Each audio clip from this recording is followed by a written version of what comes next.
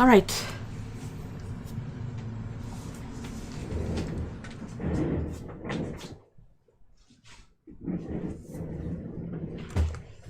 Hi everyone. Hi April. Hi Otto.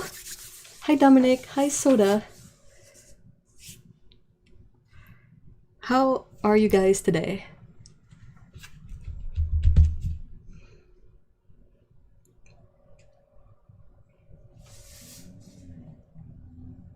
Yeah, I didn't forget to mute the mic this week.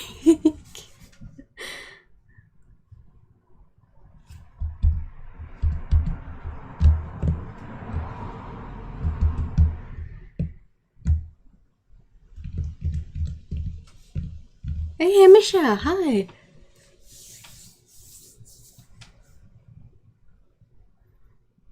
I've shared the image with Otto, but it's gonna be so hot here next week. Not in a good way.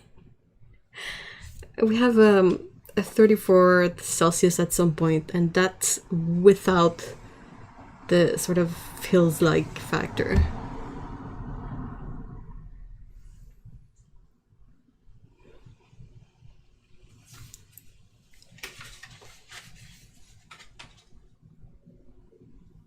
My hands are warm, which is possibly one of the worst feelings.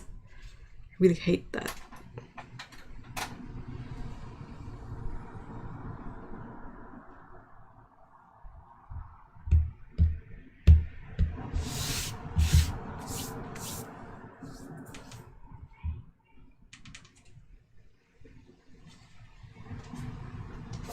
Sounds like Texas weather. Ugh. Luckily, we've been getting a strange amount of rain lately. Yeah, there's supposed to be some storms later today. I really hope it's gonna be like a really nice thunderstorm. Like, if we have to deal with this weather, we better have some A+ storms.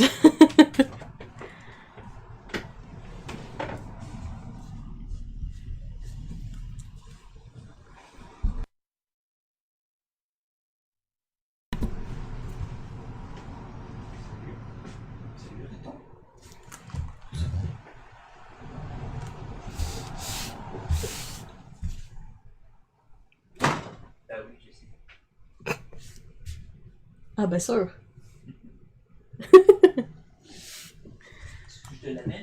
Ah bah oui. J'ai rien sur mon... I love rain, especially morning rain. Any kind of rain. Wind is the best though. I really like wind. Hey, voilà. Give me that raccoon. Oh, oh boy. Ouch. Ah, t'es la pire. Salut Péco. Hein? Sniff, sniff, sniff. Sniff, sniff, sniff, sniff. Sniff, sniff, sniff. Un raton. Péco. Salut grosse tannante.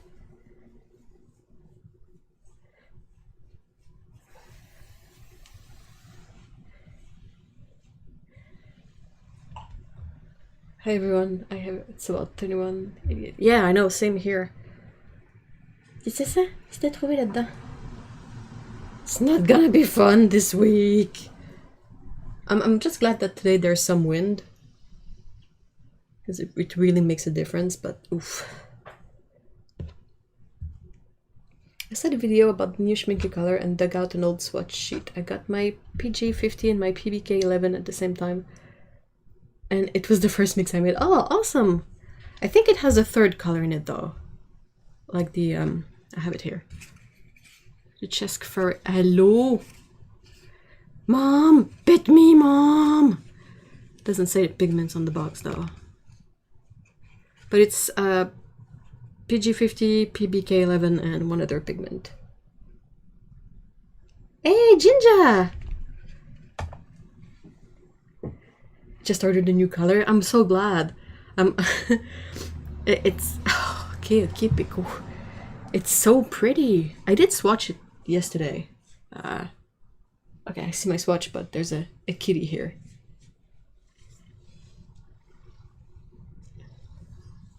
Definitely not breakfast. I wish I could show you her little face, because she's being super cute. It's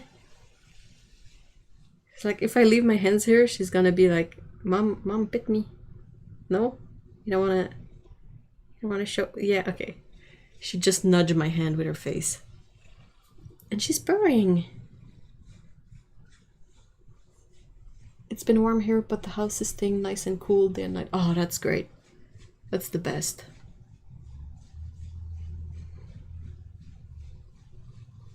Viens, mon raton. Baby chat. T'es cute. T'es super cute.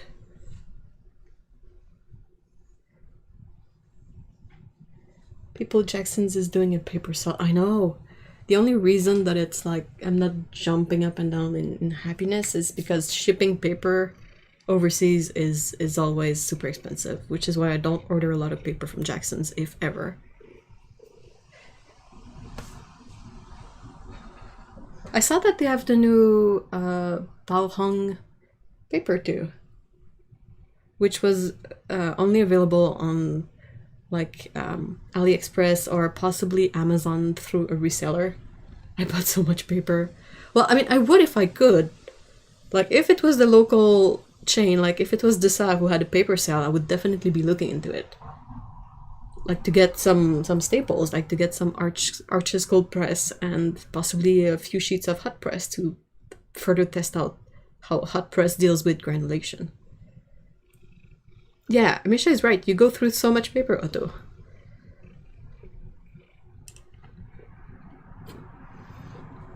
Qu'est-ce que tu fais maintenant? We had a temperature drop today around 16 Celsius. Oh, that's glorious though. It's like best temperature. Tu perds tout ton poil. Tu pas le péco partout.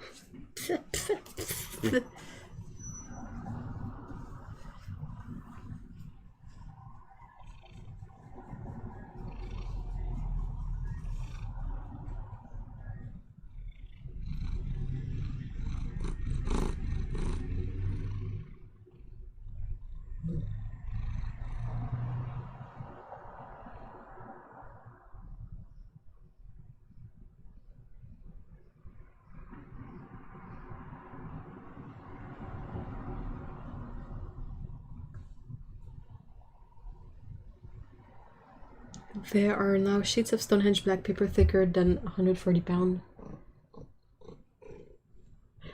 I saw that they have it in the hot press now too. It's not just cold press anymore for the black paper, and I was like, ooh. Bye Pico! Oh, wow, tout le poil du monde! Oh my god, arc! I'm wearing a black t-shirt. I think that was a bad idea.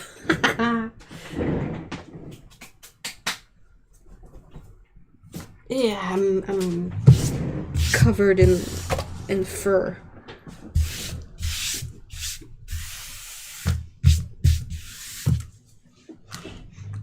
It's in my nose too. Oh my god, pickle.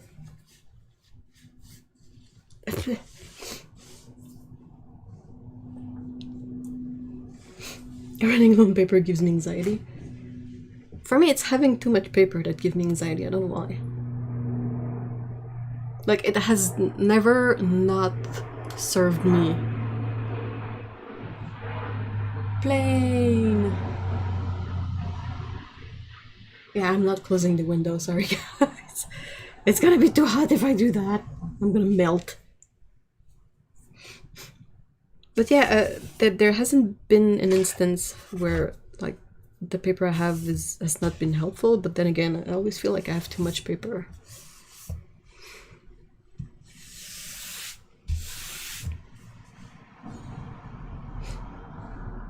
I really need to do some reorganizing in here.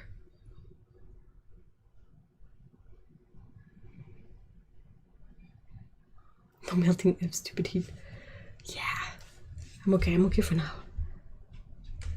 It always cracks me up when I go out for our walk with Mr. E and Mr. E being like a regular person, he's not like redhead or anything, and like when I go out and it's sunny, I look like I'm like having that HDR glow, and just like putting my arm next to his, there's like a big difference.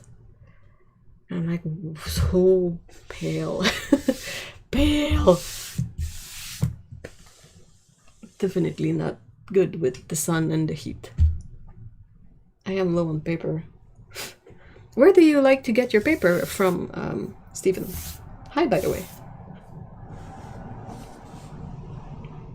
Should get one of those desktop AC units. We have one on wheels. We just haven't set it up yet because it hasn't been warm a lot so far. I mean, we had like a couple of days of really hot weather, then it cooled down to something really enjoyable for like a week and a half.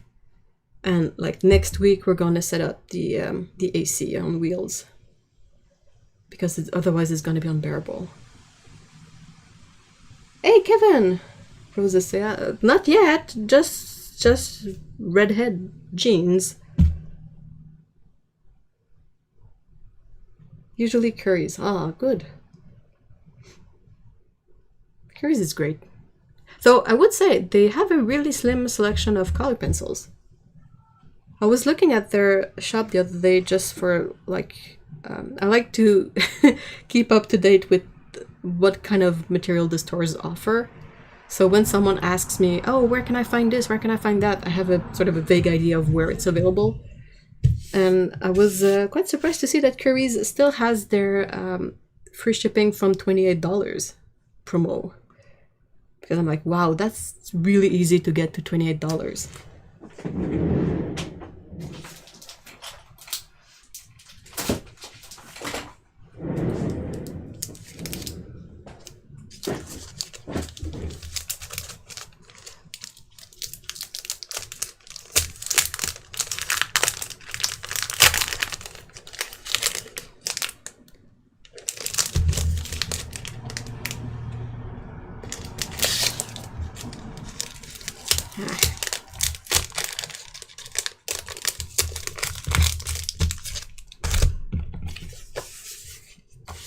I was thinking of making swatches today because I kind of want to redo all my swatches, and I know that sounds awful because, oh, take a look at this. That's my binder of swatches. How thick is it? It's one of those 3.5 inch binders, and it's like the same, almost the same thickness at the rings as it is at the end, and it's like all my swatches in there. But yeah, the issue with this is that I realized that I don't really use them. I hardly ever, oh, empty sheet, crap. I hardly ever refer to these swatches, which sort of defeats the purpose of having swatches. This is Lucas. I really don't have a lot of swatches from Lucas. This is Core. I have a bit more, like I did swatches for all their colors so that whenever I get a new one, I can just grab the swatch and add it in, and it gives me a sort of an overview of my coverage of all those ranges. Hey Elise! Hi Laura! Yay! How is she? Cutest tiny little kitty. My last sheet was Saunders Waterford. I hadn't used that before. It seems fine. I don't get that fish scale look from dry brush like with Fabriano. Huh. I'm still a Arches person. Okay, so that's all the Quinn Gold. I used to do my swatches like this, which was better to see the color, but it was, I think it was all cellulose paper, so and then I redid, this is Renaissance, so all of these are filled, but I still kind of, I'm annoyed by these, And I don't like how the ink sort of repels the watercolor. It's just a bit annoying. And then I have Winsor & Newton that I definitely have not swatched all of the Winsor & Newton paint I have. Then Holbein. Holbein, I mean, I have the full Holbein range and I think none of the swatches are painted. Then Sennelier. Then, oh, Daniel Smith. Oof. I could possibly paint these because I had paletted out all the Daniel Smith colors that I have or had. So I kind of have a wide selection of like small samples of Daniel Smith paints in palettes. I just don't know if I'm gonna bother. There's a lot of colors. I mean, what? I did do all the Primatic, but art just seems the best to me. Also like Fluid 100, although I guess a lot of people don't. I would have to try Fluid 100 again. I like that it's 100% cotton and sort of affordable. She's so good. She was very involved and also got good playtime in and invited her friend the Mackerel over to say hi to. Ah, that's so good. I'm so glad that it's going. It seems to be going better than the last time you tried to bond the Bunners. Do they play with Laura, or are the cats and the Bunners kept separate?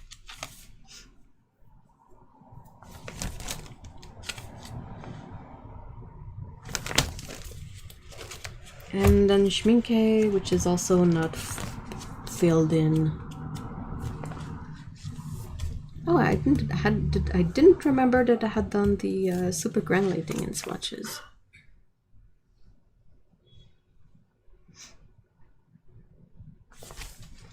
And then White Nights that I sort of printed out swatches, then filled none of them, then sold all my White Night paints. I should have sent if I had remembered about these, I think I would have sent them to the person who purchased all of my White Nights paints. And then I have Roman Schmal, which is sort of has some swatches filled and some others that are not. So it's not super helpful, but still a lot of work went into it and I just don't know what to do with it. Way better, but Houdini did turn out to have possible neurological issues from earlier trauma. So that, oh, poor Bon. Good grief. Yeah, considering it was quite okay. Laura was outside the fence, but super sweet and interested. I'll share a few pics. Ah, yes, please. I want to see pics. When I was a much younger person, my childhood cat, a friend brought her bunny. I don't remember why exactly. Like in retrospect, it sounds a bit silly. But basically, my cat and the bunny just loafed in front of each other, their nose touching, for the whole time. And we were like, oh, okay, well, if it doesn't escalate much farther than that, I guess this is fine.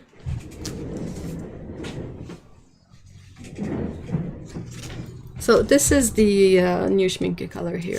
It's kind of hard to see. And if I bring it closer to the camera, it's not gonna focus on it really, because I like to disable autofocus, unlike other people. It's a really nice color. You can see the separation, like the PG50 depositing. I thought this was a bit wet still, but it seems to be a bit shiny in the mastone, so I don't know what's up with that. Could be because I put I put a blob of fresh paint on it, so maybe I just didn't dilute this enough and it left kind of a shiny spot. All these other colors are unrelated, but this sort of swatch here is the new color. I penned it, I'm letting it dry, and I'm gonna probably add it to a palette that I keep with texture granulating colors. Perfect. The bunny was like, any moment now that weird bunner in front of me will give in and grow me. Is that what they do? Like they look at each other and they just, like it's this staring contest. God, that shade would be amazing for shadows. It would be amazing for anything, to be honest, seriously. It's called Ocean Gray, so I guess it was designed by the artist to be a color that he uses when painting seas. And I'm split, guys. I love the new colors that Schmincke are putting out, like absolutely love, and their timing is good because with Daniel Smith sort of shooting themselves in the foot over the Primatic, having these new sort of granulating colors or special colors is really interesting and refreshing, but they're all limited edition, and I hate those words. It's like, okay, I have a tube, but I'm forever living in the stress that whenever I'm done with that tube, I'm never going to be able to get it again. And by then I will be used to this color and won't know how to cope with the fact that it's no longer a thing.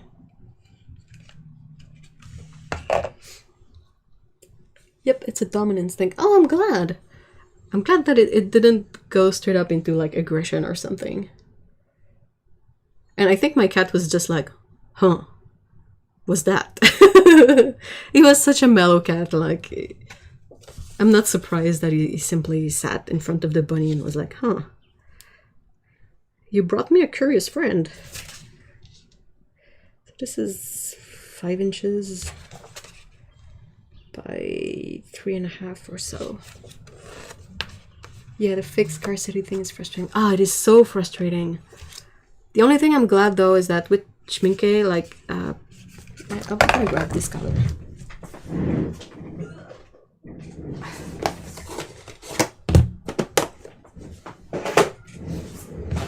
So it is made from, oh, ultramarine blue, like PB29, PG50, and PBK6.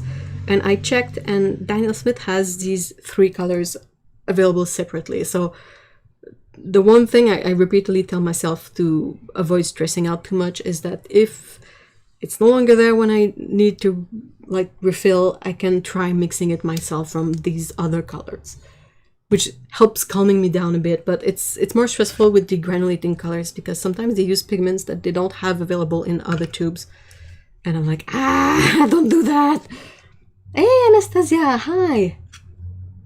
Questions for cat people here. Yeah, you're in a right place for that. Definitely.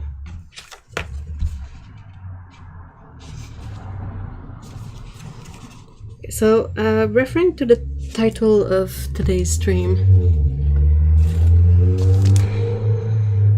I'm trying to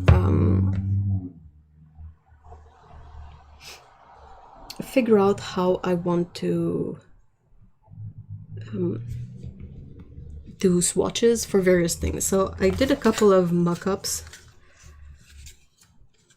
Like basically this is the template, and when you sort of trace it on a pre-cut sheet of paper, you have spaces for the lines that you can then erase for writing stuff, and then the square, because I kind of want a bigger area of paint to be able to really see the colors and how it behaves. But the thing is that, like, I was looking and it's like, okay, let's say this is a swatch. Do I like it? And I'm like, I don't even know.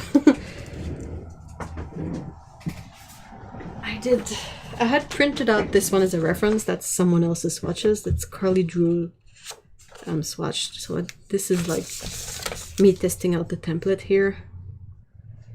And I was like, oh, let's say this is a swatch. Do I like it? And then I was like, not really. And then I was trying to figure out another one where I would use a cat stamp in the middle to put the color and have the info on top, and it'd be a smaller swatch. But I'm like, not sure. And yeah, I haven't found how to store them either, which is really annoying me.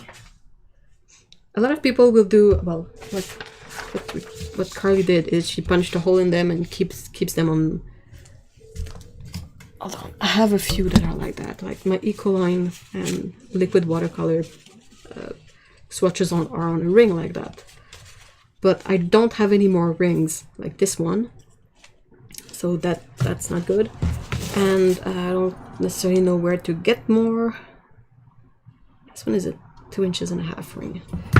And I feel like with the amount of paint I have, it would just be a bunch of things on rings that I don't know what to do with or where to put them. Well done for crediting swatch creators. It helps that her name is on the thing I printed because I might not have remembered. But if you want to check it out, I will, because it's kind of light gray and hard to see, but it's...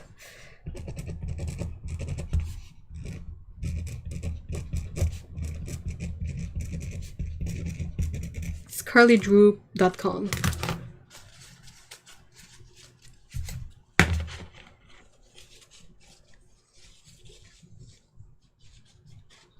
I mean, Dr. Nuticool or stuff is not in. Every night I hear cats screeching outside my window and I believe there's 4 cats outside, but there I wonder what's going on. They're just staring at each other and not hissing. Oh, yeah. What Lee said, probably mating, maybe fighting. Or getting ready for either one. Yeah, if they yowl really loudly, sorry, it might just be like the mating ritual. Like there might be a female cat that's on heat and the guys are just like responding to that. I like to think they're all just venting about their owners, like, you won't let me on the bed! Only 2 treats a night I get. I wish. That would be so funny. You can get more rings when you get office supplies. Yeah, I know. It's just that I don't want to have to purchase more stuff right now. Timing is not like, I have to budget stuff out. So I don't really have your... Like, I'm trying to think of what I already have here that I could use. And then I remembered that I have these photo boxes. I have a bunch of these. And I was like, I could just store my swatches loose in there. By brand, like this is the Sennelier swatches, and when I need them I can sort of go in there and pull them out. And I have like 6 or 7 boxes like these that are not used at the moment, so like that could be an option. And I kind of like, this is much easier to store because you can stack them, whereas all the rings I would run out of space to put them on things. And I was thinking of other ways to bind the swatch together if they're punched, but I was like, the advantage of the ring is you can easily put pull certain swatches out of the ring. And if they're like bound together in a way that's more difficult to select swatches to take out, that's not exactly useful. My name is on my swatches. Did not seem to matter. Oh yeah. But Otto, she completely redesigned them. Ooh! It really annoyed me, that thing, because I was in the process of sort of brainstorming what I want to do with swatches. And then I saw that and I was like possibly to an outside view, it might look like it's all really basic stuff on the swatches, but like when you try to put together swatches, you realize that it's not... Like, for things to be so similar, it really probably means it's copied, because the thought process is so involved when making new swatches and a swatch sheet that for it to be so similar definitely means that she probably copied most of it. It was kind of the same issue, if you guys remember, with the Jake Parker, Alfonso Don situation, where people were like, oh, but it's common knowledge about inking. And the argument was not that the knowledge is common or not, it was more like that the presentation, the way it was put together, was too similar for it to be a coincidence. Like, because if you have all this knowledge, but you make it yourself, it's gonna come out differently. It's like we all know what an eye looks like, but if we all draw an eye, it's not gonna look the same. Hey, Jellybean, hi! Phoebe, right? I keep mine in Magic the Gathering deck boxes, but my collection is very small. Ooh, that's a good idea. But yeah, like I said, I'm trying to use stuff that I already have in here, so...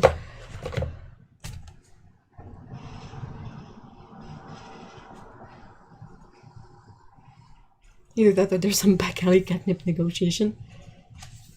Oh, speaking of catnip! I think I finally managed to get a few plants of catnip to grow on the front lawn. So the other day we brought in just a leaf for the cat to smell it, and they were really into it. Hey, Lab Accident! Hey, Paolo! Hi, guys! Do we actually know how that all turned out? I think the book, the Inktober book, was cancelled or put on the shelf for an undetermined amount of time. I haven't looked into it recently, but yeah, last time I checked, the book was sort of had no longer a release date on Amazon. So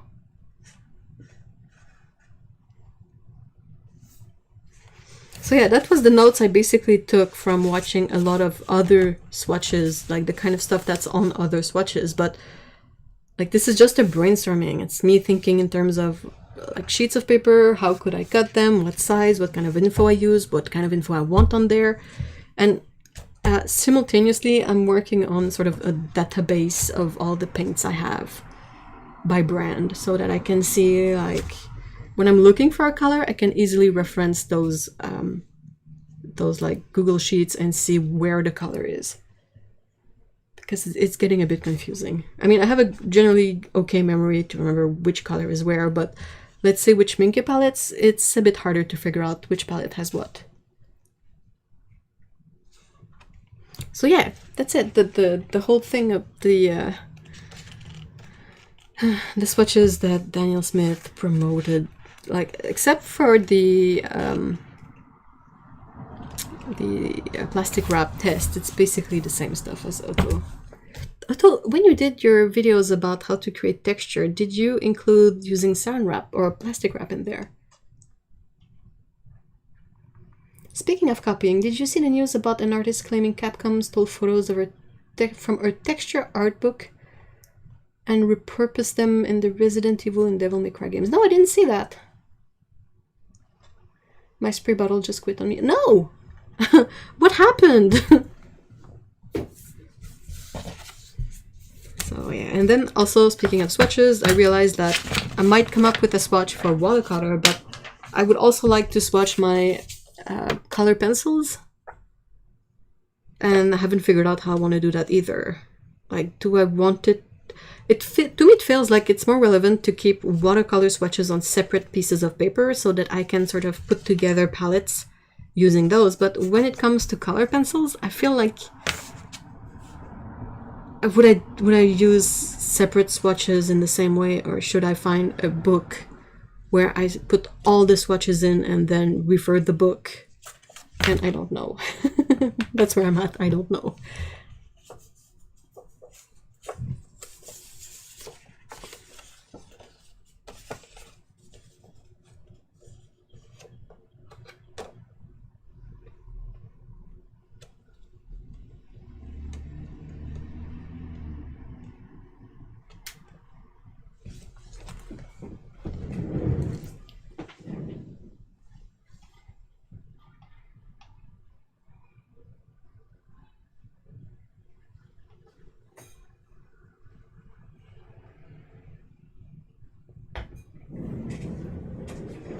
Water break.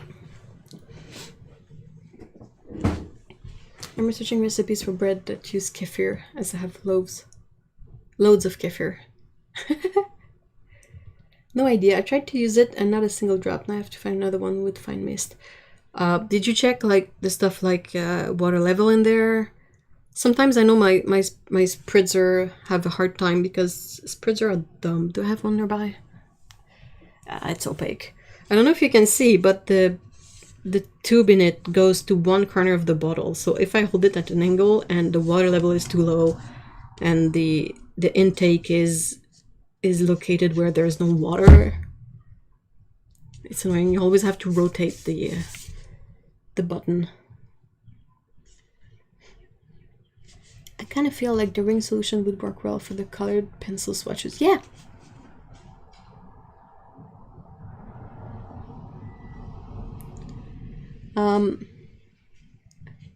Can a mod in chat banhammer someone?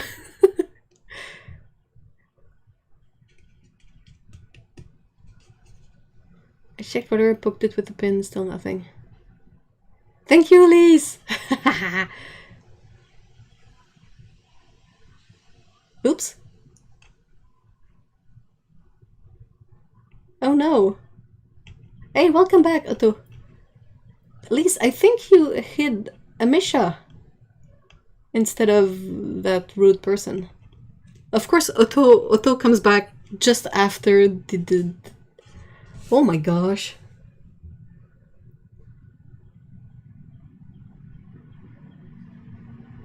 Well, you guys are gonna see some action today.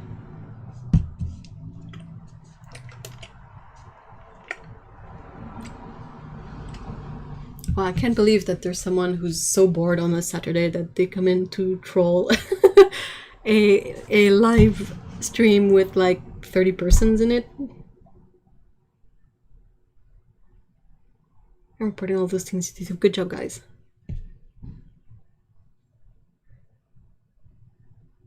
Hey, bucks of paint. Yeah, you joined at an interesting...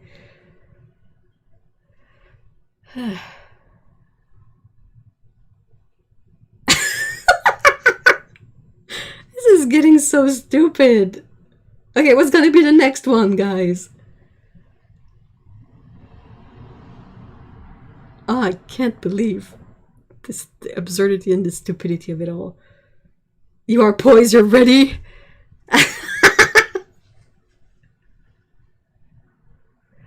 You wouldn't believe the number of people who have... Oh my gosh, I had not connected those things. Huh. Wow, that's another level of stupid.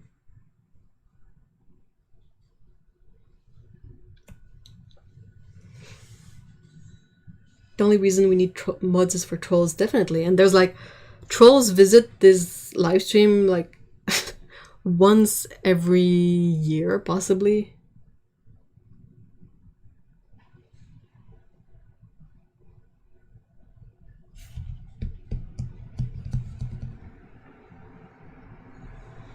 I wish, like, when you sort of boot someone out of a live, it boots the whole account, not just this alt. Because the person is just switching between rude alt and posting. And today's the day.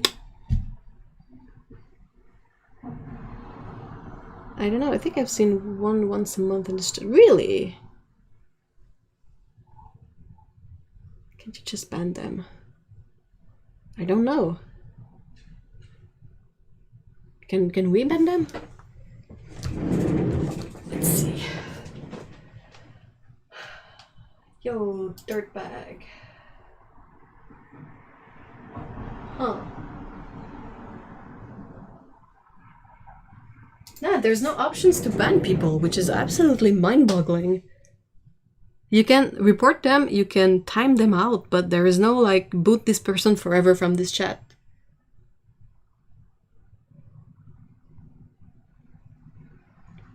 It's the same person, definitely. Let's see if I can do it. Hold on, guys. Participants. No. Wow, this is absolutely useless. Thank you, Facebook. Facebook. Ouais, je suis d'accord avec toi, Scott.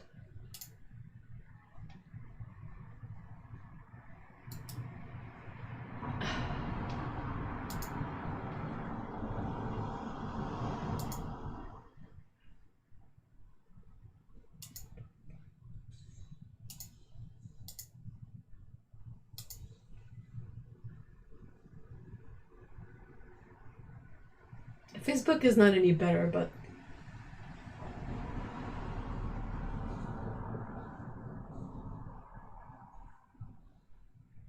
wow.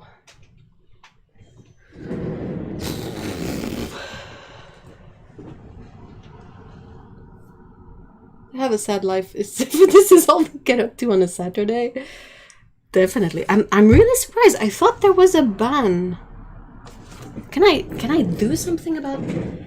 Hold on, let me try to figure this out because it's It's kind of stupid if there's no way for me to completely remove this person from...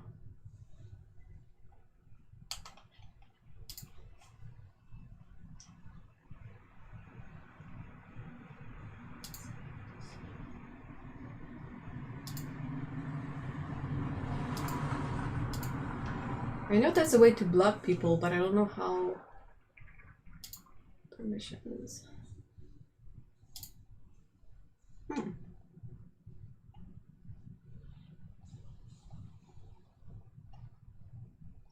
Okay, so it's just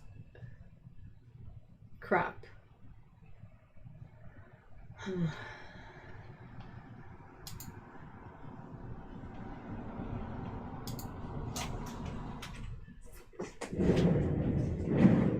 All right, I thought there was a... There is no banhammer, but there was a banhammer once, right?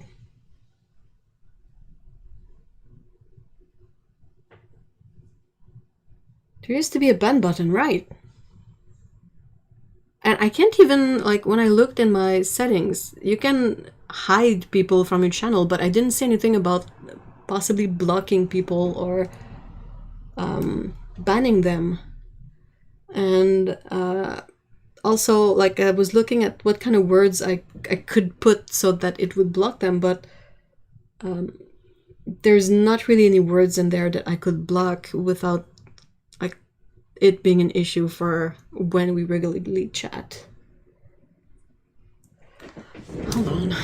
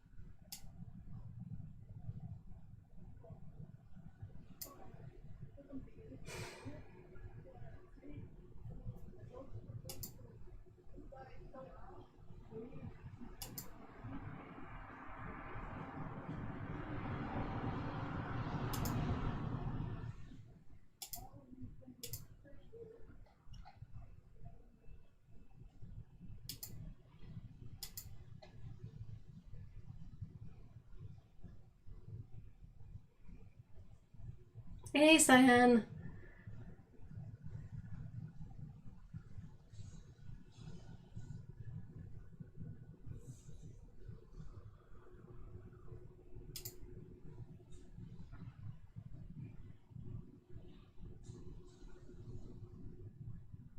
No, it's a block button. I don't even have that as an option. And I'm like, I don't necessarily want to block them because I want them to stop posting. Yeah, I will carry on. So sorry about that, guys. It's not exactly within my control. I was just really looking to see if there's a way to deal with that permanently, but I guess not. Hey, Dryad, hi. Hey, Mikey. Yeah, you don't have that as an option, and I don't either.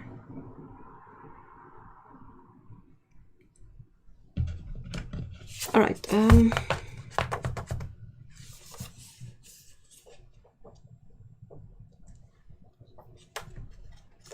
Okay, let's see.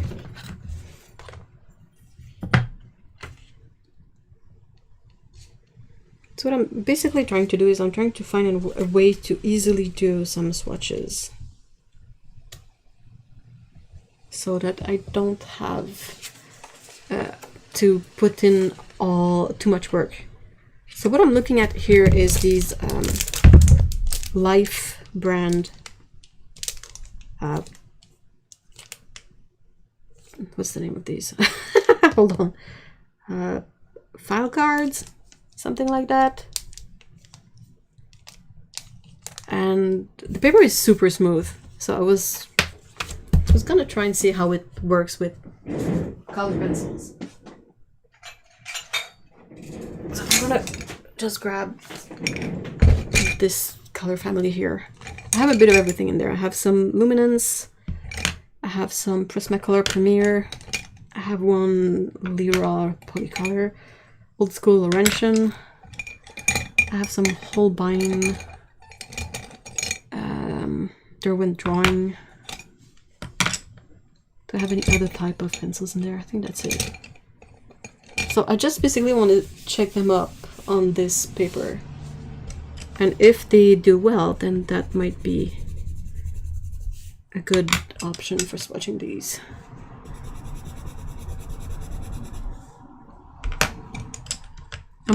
I really like color pencils, but I'm also sort of a bit annoyed by them because they do all that dust. And if you know me, you know that like it's what I hate about pastels, is that all the dust.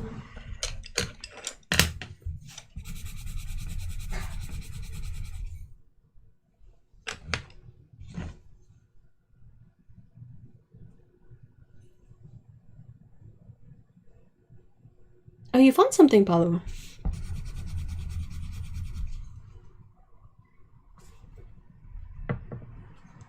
Ugh, all this dust.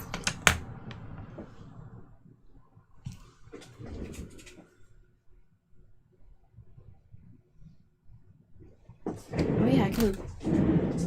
Let me do that.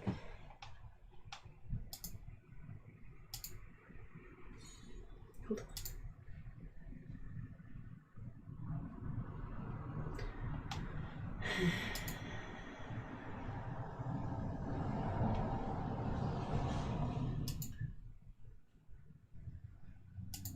There.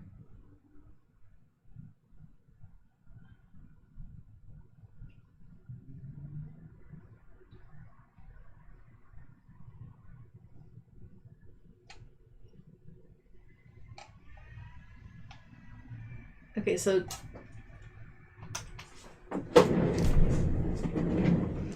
Ginger should have a wrench now too.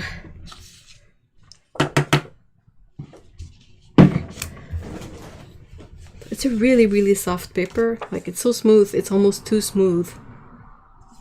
And it's full of shreds of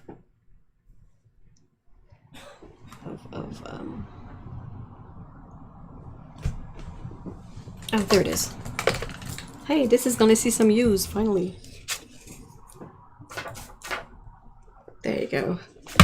Because the thing is, if you wipe it with your hand, then your hand is all smeared, and then when you move your hand on paper, you just add more color. Oh, I forgot to test the polychromos. Yeah, I think this is a really nice paper for color pencil swatches. What do you guys think? I don't know if how it looks on camera, but it's also quite thin. Meaning that if I have a lot of swatches with this paper, it's not going to be a ridiculous pile of stuff. I've taken off my reading glasses and I'm only listening to F, the rest is a blur. Is Laurentian still a brand or is that an oldie? It's an oldie. Okay, what's the second from right color? This one? This red here?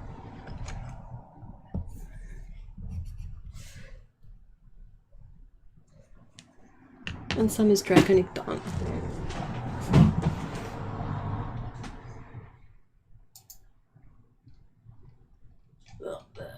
Come on.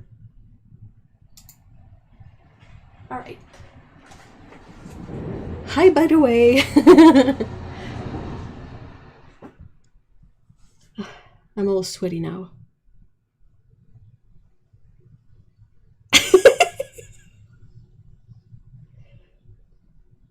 Yeah, it's a luminance color.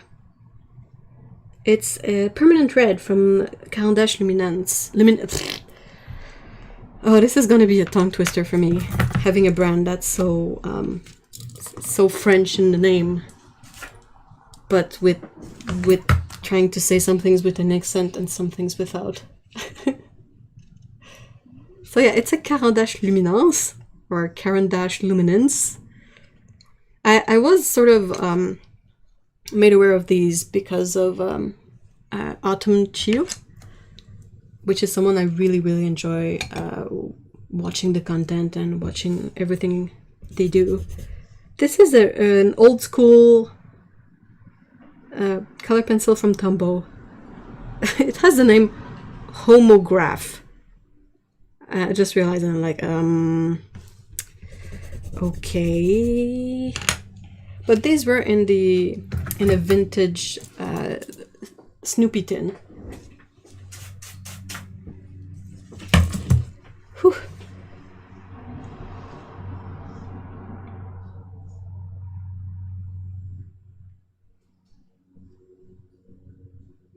I love pastels, but I'm concentrating on watercolor. I just can't do... Yeah, same. So I'm trying to find ways to combine color pencils with watercolor, but it's sort of more difficult than I would have thought. Yeah, that's another thing. The luminance, there's, as far as I know, there's only two ranges of color pencils that are light fast. You have the Derwent Light Fast that I haven't tried yet, and the luminance. And what's really awesome is that the luminance come with pigment information. This, I'll grab that.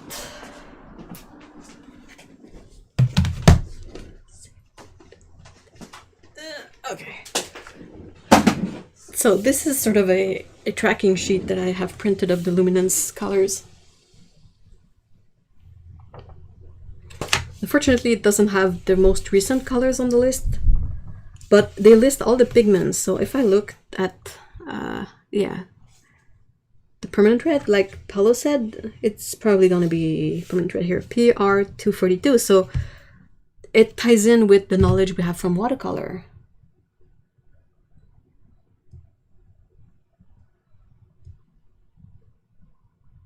Yeah, color pencil usually on top of watercolor, but it's just that I struggle to find a way to have a result that I find, like, I don't know what I want enough.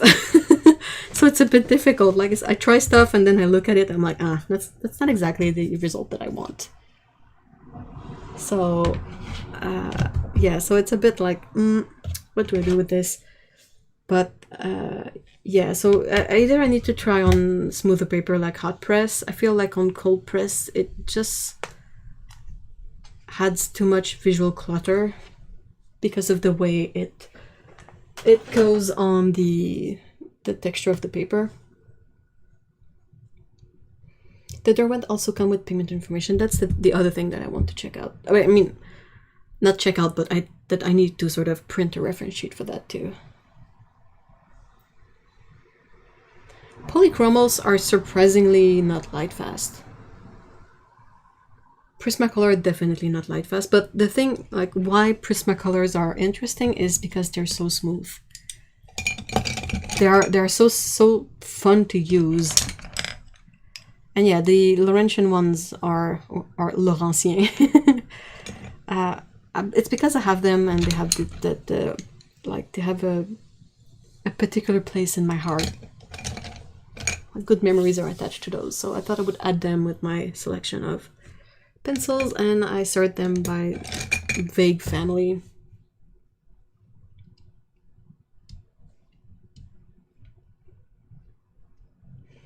Lindsay the Frugal Crafter uses colored pencils quite often to add detail on top of watercolor. Yeah, maybe I need to go check out her stuff more.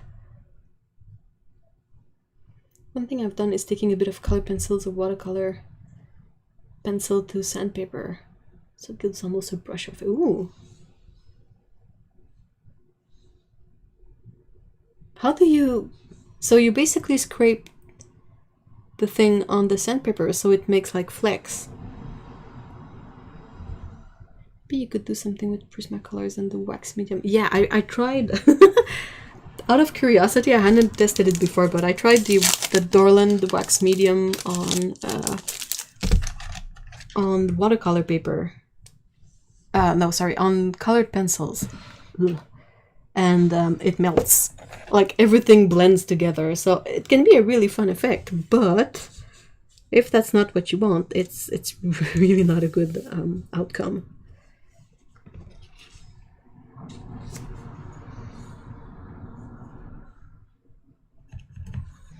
I'm just gonna try to make a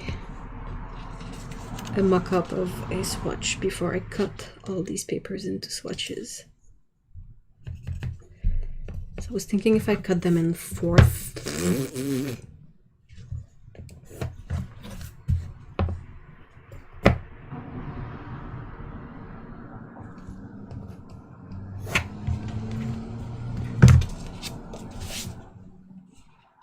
I really love pencils. Wash with wet medium and pencil or just yeah, I mean, that's what I did for Inktober, if you guys remember. I put like a base layer of watercolor to get a base color, and then I drew on top of it, and it worked well for most of the drawings, but it sort of made me realize that it's not exactly how I want to go about it. But I haven't found how I want to go about it. There's a lot of people who use gouache or I got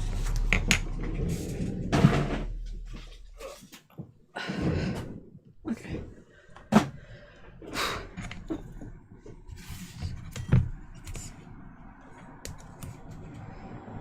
Could I use this to do the lines?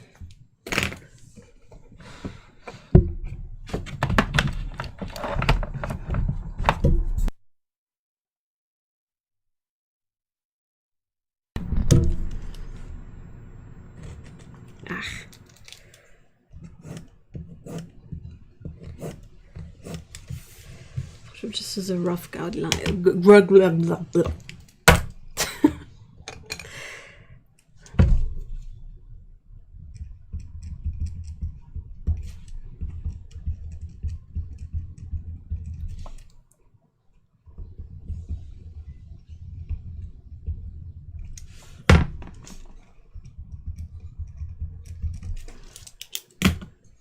My handwriting is all over the place.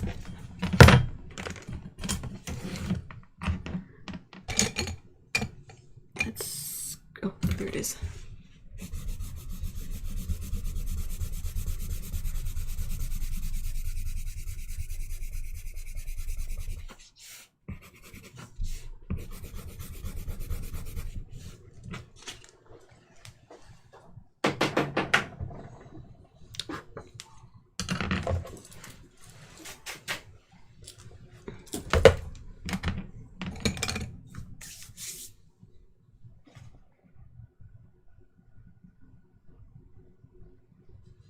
Back with fresh coffee and a happy trigger finger. So that's how it would look as a swatch. But now the thing that I'm worried about though is, let's say I have a bunch of them together. How messy is it gonna be? And is the color gonna transfer to the other swatches I have?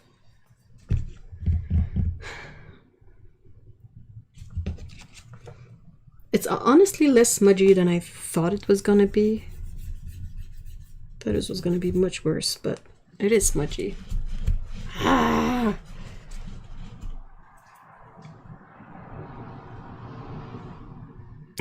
Oh my gosh, Lise.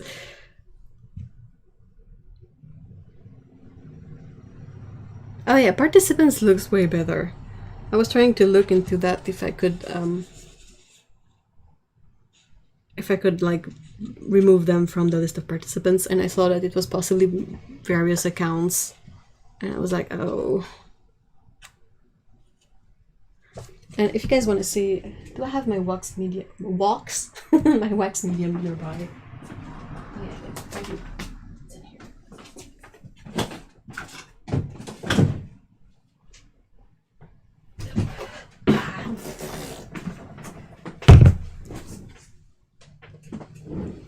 So sweaty. Sorry guys. That's gonna be what summer is gonna be like.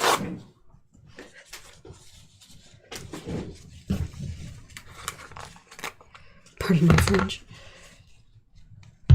So, like if I use wax medium on top of the color pencils, most of them will lift and smudge and sort of make a whole mess of everything.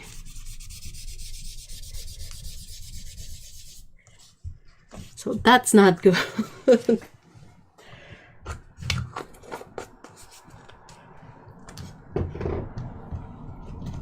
So my other option was to look into my wide selection of sketchbooks. Ah, there it is. I was looking for an open Arches pad and I just found one.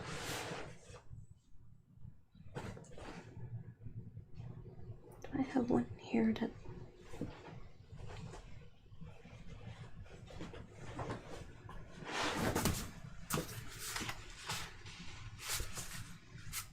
Maybe something like this one. Oh, I didn't know that. Yeah. I mean, it's a fun effect. But if you're trying to protect your color pencil work, this is definitely not good.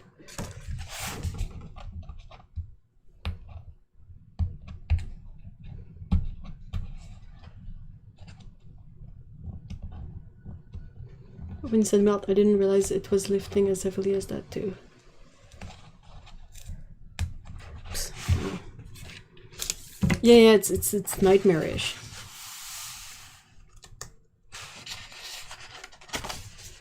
So maybe this one? How big is this book? 8 par 9. Ah, weird. Genre 9 écart. This is such a stupid size for a sketchbook. It's like 8 inches by 9 1/4. What?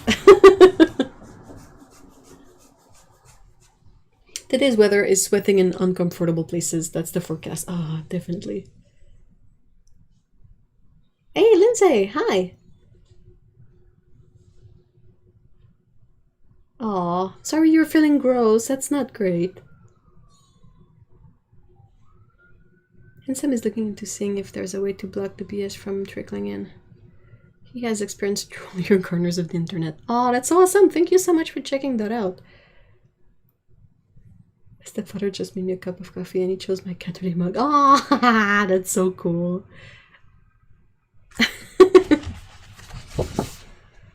So 8.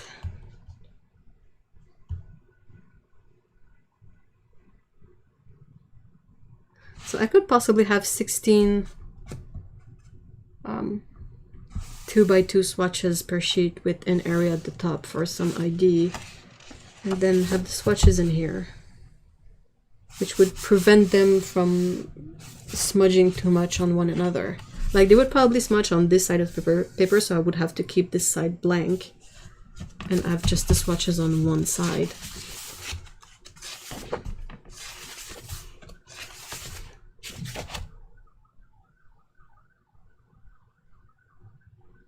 But then what do I do if, say, I get a few more of one range of pencils and the page is full?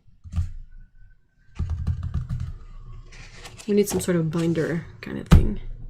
Ah! Ah, the fabled wet butt weather. The swamp-ass weather. Sorry, it's kind of gross, but...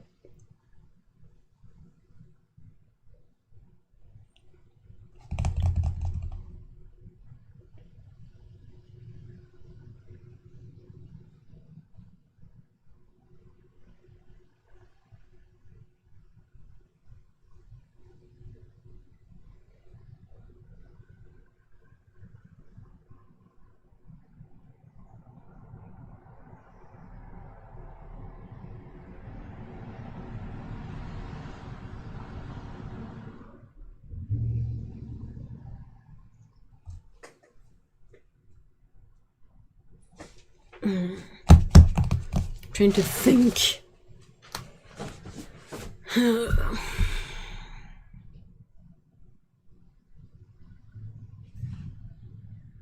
No, it didn't freeze. It's just me not moving much because I'm trying to figure it out. So I'm kind of stuck with these, and then watercolor swatches that I don't know what to do with. My original idea for the watercolor swatches was to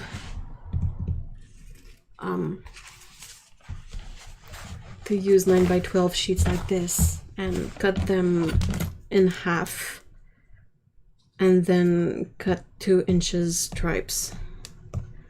So each sheet would give me 12 swatches. It's just Ev's contemplation mode. Yeah, sorry. I need to keep it moving so you guys don't think it's frozen. So yeah, a pad has 12 sheets, so that's 144 swatches per pad. Which sounds like a lot, but it's actually not that much when you sort of have a collection of watercolor. So then I was sort of thinking about the smaller swatches that I showed that are like 2x3, I think. So instead of fitting only 2, I could sort of fit 3, so that would be 18 swatches per sheet.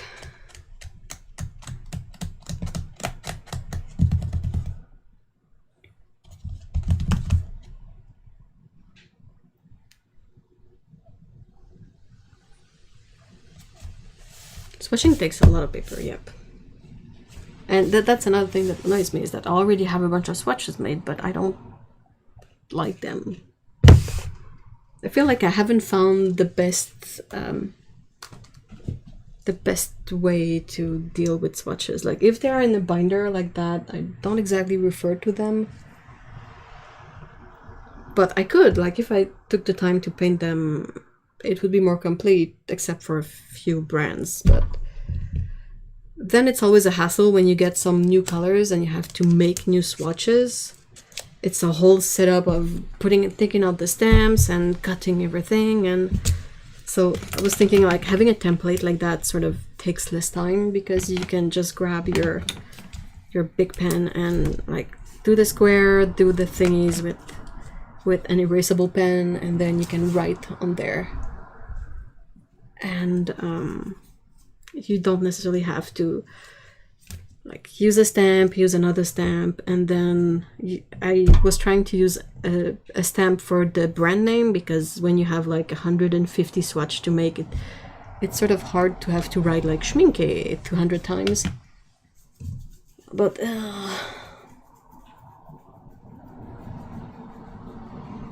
I'm not sure there is a good format for swatches. There is always something lacking. Yeah, I agree.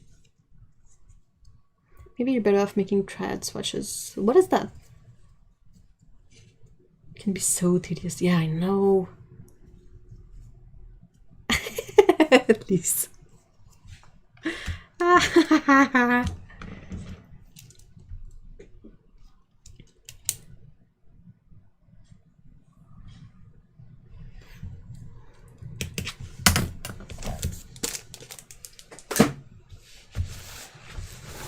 I made a mixing chart just for greens. I filled an 11x14 sheet. Ooh.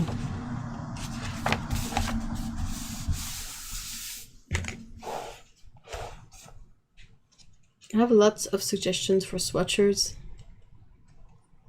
which is a lot easier than actually doing them. What do you mean?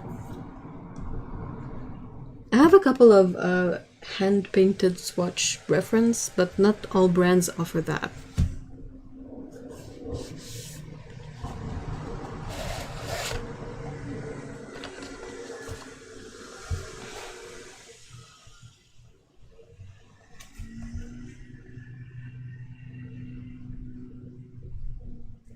Did I show the finished painting from last week? Oh, I think I started away already. Whoops.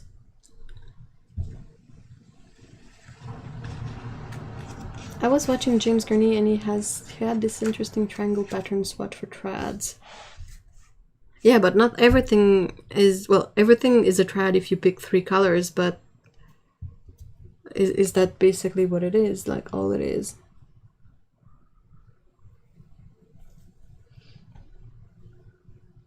And I doubt somehow I doubt that James Gurney has as stupid big a range of watercolor as, let's say, I do, or like Otto does, or any of us does.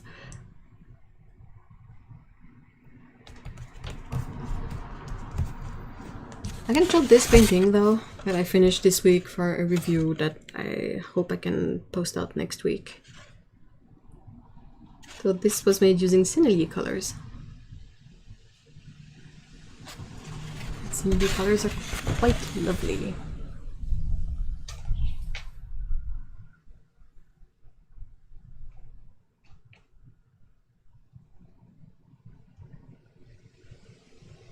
Oh no, cyan, what? Tango swatches are just an excuse for me to wreck at this. Hi, Elysian! Yeah, I was considering using a stamp that I saw that has waterproof ink. That's like a sleeping cat. Like going from memory, it's gonna be really rough, but it's basically like this. And it's kind of a cat or something, and it's basically the inner is empty, so I could just stamp that, put the color on top.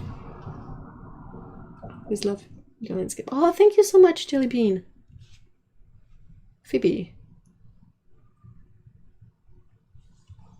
Those idiots that are drunk and are like, but I'm good with dogs.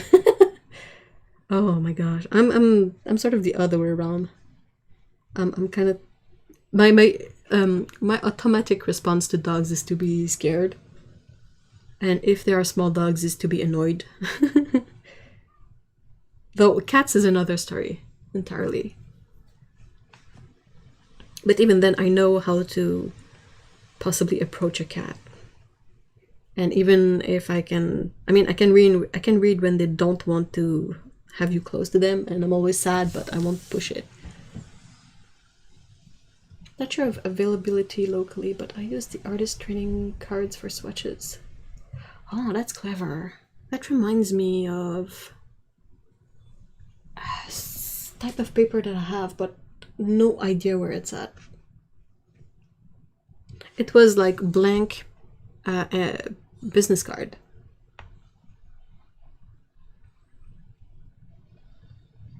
Do you use them for what color swatches, Box of Paint? Is the idiot who is caught pitting the card though? Well, you haven't lost a hand yet, so you're good, I guess.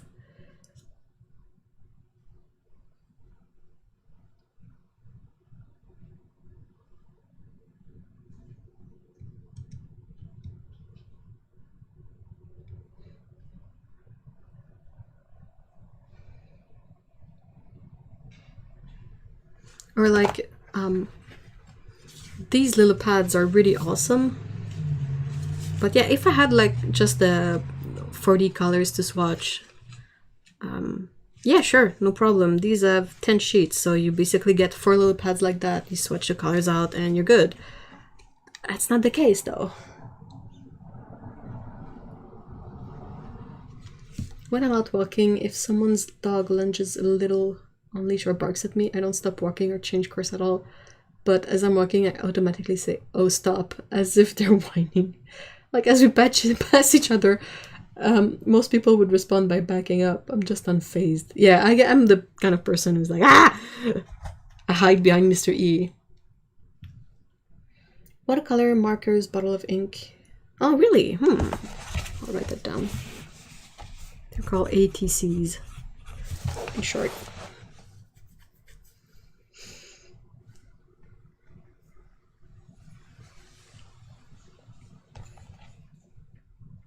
I'm pretty sure I look like a crunchy chocolate bar to every dog they all want to bite. Oh, that doesn't sound too nice though.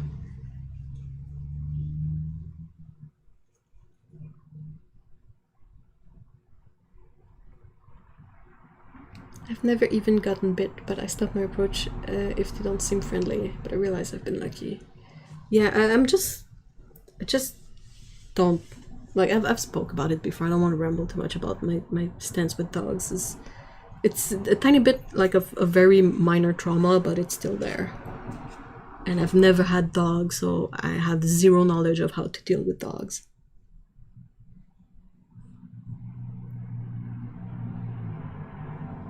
Ruka almost bit that guy because he came so close, even if I was yelling at him to keep his distance. I'm so sorry you have to deal with these idiots, Cyan. It's baffling. Like, Jesus, dude, how much do you like your hands? People and animals are crazy. We had to rescue Ridgeback, and he didn't like men in suits and had to muzzle him. Whoa, the second the muzzle was on, people would flock around him. Really? So they would see a dog with a muzzle and go to it?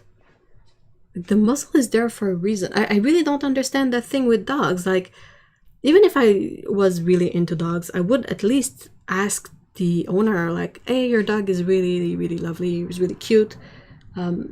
Is he friendly? Or, you know, you just inquire.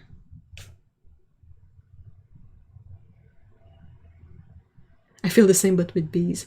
Oh, but the bees are adorable. Yeah, wasps are another story, but bees are so cute. Hey, Lena! Hi! Oh my gosh, Mikey, that sounds really traumatizing. Why are people so daft? That's a very valid question.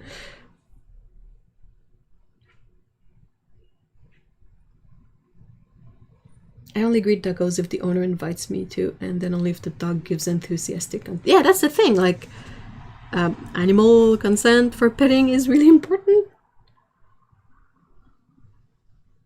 And yeah, you don't put your face near an animal you don't know.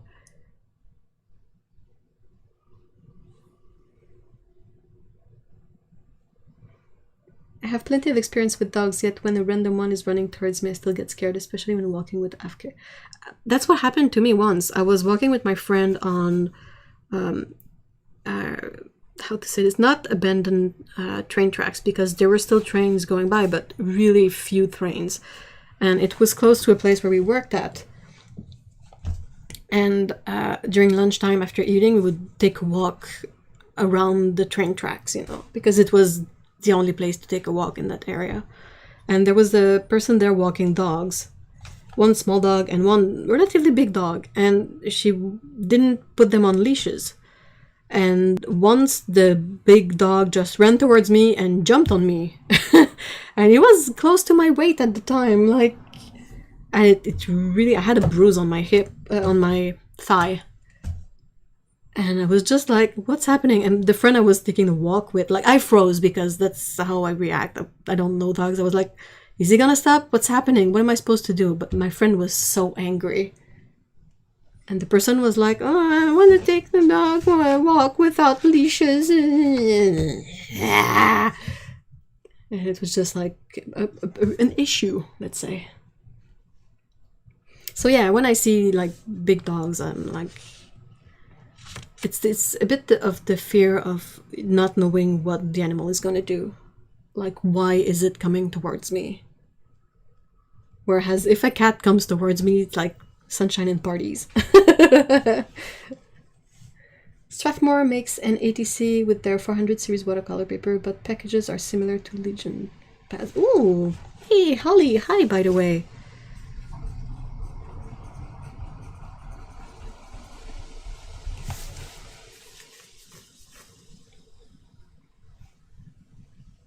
Yep, it was insane. Without it, people would cross the street. He was a huge dog and the sweetest thing ever, unless you were a businessman. Then no. So he had a good sense, right? I'd maybe like bees if they didn't buzz so lightly. Flies are terrible when they get around your ears and buzz. Yeah, flies are gross. And you know that flies have been on like all sorts of unsavory things. But bees are just like trying to do their work. They're like, hey, I have a timeline here, I have a deadline, I need to bring back some pollen, so sorry. Bzz, bzz, oh, bzz, like super clumsy. Wasps are there to kill you. So many people sadly give unasked advice or go to touch feed other people's dogs. Oh, that's so stupid though. I can totally understand the impulse, but that's not one that people should just like let go freely. Like, oh yeah, I'm gonna pet all the dogs. Like, I've yelled at family for getting in the dog's face without the dogs initiating. Ooh, I wouldn't want a stranger to touch my face. No, exactly. It's kind of like people with other people's kids. Oh yeah. Or like randos touching your kid. You're like, ugh. It comes possibly from a good place, but it's still creepy.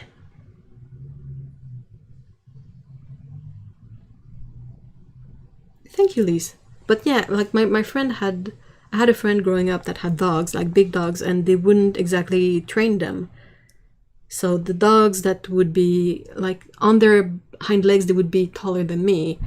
And they would be quite heavy. They tried to, like, jump on me, like they were happy, and I was just terrified too, so... Have you tried biting them on the ears? I'm sorry, what? That's such a funny mental image.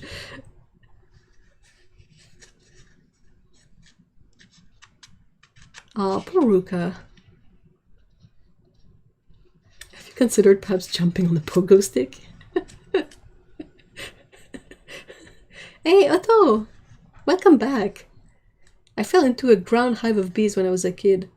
I have to fight the urge. Ooh, did you get... I'm sorry if maybe you don't want to talk about that, but...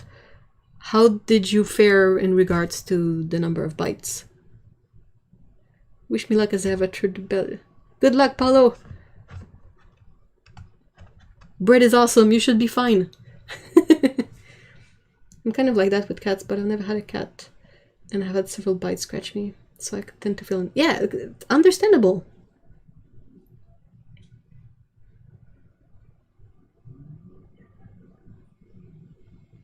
Those are as good as advice for Ruka's bad behavior. Just ignore it, like, okay, I'm gonna ignore it. 35-kilogram shepherd jump on me. Yeah, good luck.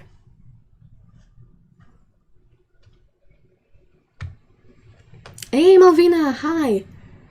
I had stings everywhere, my leg got stuck. Oh, poor you. Dang. Well, you found out you weren't allergic, I guess. Yeah, some people have a really weird approach with cats too. You kind of have to, even if they're small, they're full of like spiky things. You can't just like go to a cat and start petting them. I have a friend who it was kind of funny because like basically my cats are not very aggressive. They don't attack, but like Scout is really temperamental. She has a lot of character. And once I had a friend over and we were talking art supplies and whatnot, and she wanted to see my cats. So I was holding Scout, and the person was just so happy to see cats that she basically like put her face like really close to Scout's face, and Scout was like just like, no, too close. Like she didn't attack anyone, but she was clearly like not on par with the speed of things. And it kind of just cracks me up. Like these animals have character, and you cannot just like, it's not a plushie. Not allergic, just mildly phobic. Yeah, that one is understandable though.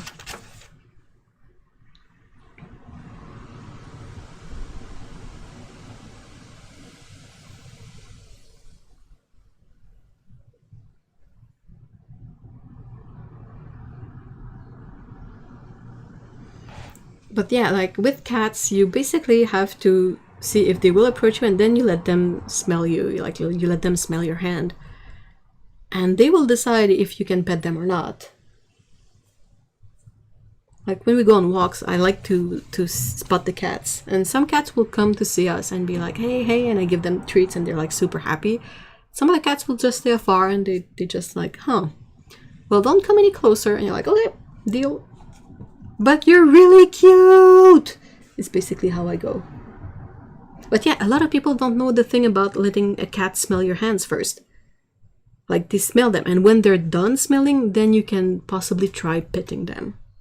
really, really slowly. Oh, just watch Jackson Galaxy. That's a really good option too.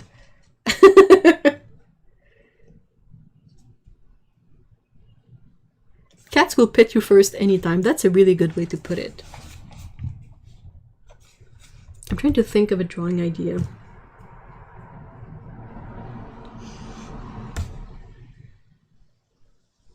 I'm more cautious around unknown cats than unknown dogs, yeah.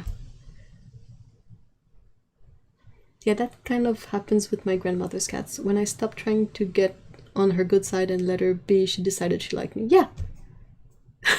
Rule number 1.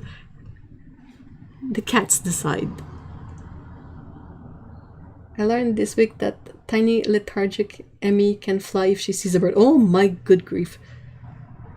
I was out with the pups and she flew over my shoulder and just missed a flying pigeon by a hair. What? I had a friend who did not like cats, so of course my cat insisted on sitting on his lap every time he came over.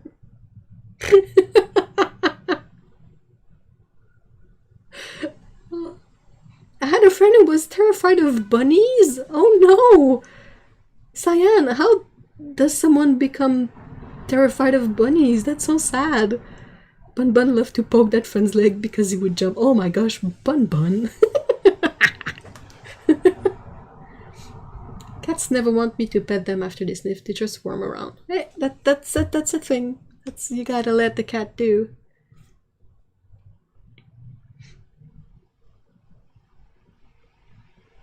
I am allergic to cats and they always want to jump on my lap or come for pets because I don't go near them. Oh, cats fishing. I love that. Our own monkey brains go, oh my god, fluffy creatures! But sometimes we must hold back the urge. Yeah, exactly. That's exactly.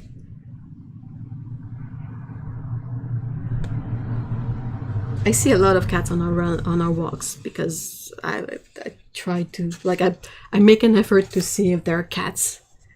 And some of them are super friendly. Like Park Kitty is A+ friendly. Like I don't think I've seen a cat that friendly. Charlie, when he comes over, he's super friendly too, but he doesn't really like to be pet. And if you pet him too much, he's gonna want to bite with you, which is not ideal.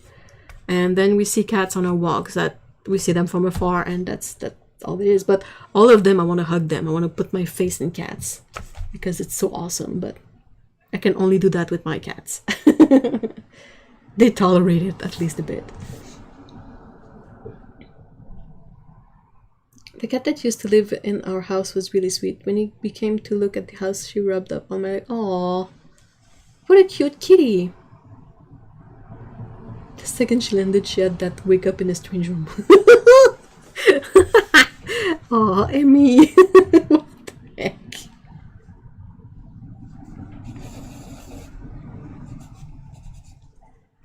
Cats are amazing at sniffing out cat allergies and people who fear them or hate them. Yep. Oh yeah, they will, like, on purpose be like, oh, dang, if I don't domesticate myself to that person, they're gonna throw me out. I gotta make them love me.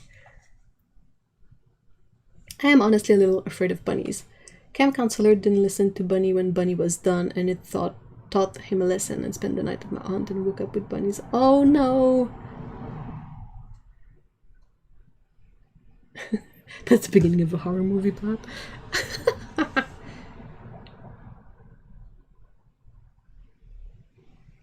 My kitty was so persistent that he finally gave up because she was in his lap again and I caught it absent-mindedly petting her. Aww.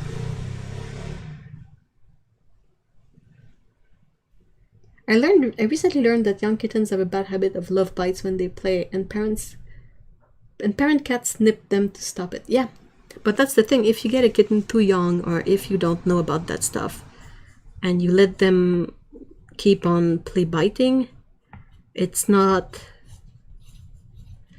a good thing. Like, if you guys remember Flatbush Cat, they often mention how they sort of have to retrain cats to be okay with hands because the young cats end up having some sort of trauma attached to people's hands, and they see it at as something either to attack or to bite or to, like, you have to. And I mean, also, Heather, she's not here today, but a few of her cats were like that, especially Bruiser. He was really like play fight, but too much play fight at first, and she had to teach him again to be like not attack ants and not be so rough. I don't know her name, but we called her Her Majesty since her people had all sorts of cat accessories for her, yet she decided the baby Scrattle was the ideal spot for her.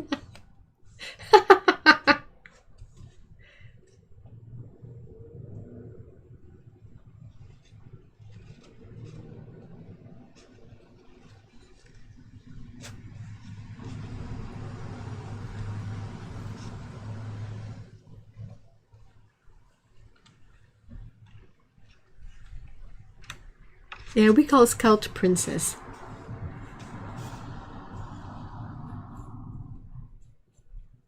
She had a medal that said Princess too, when she would tolerate wearing it.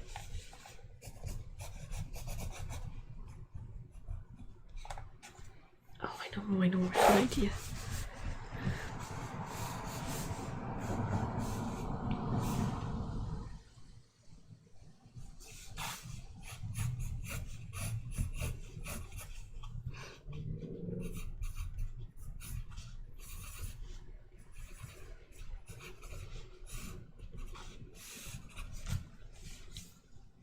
Dexter too is a princess. Aww.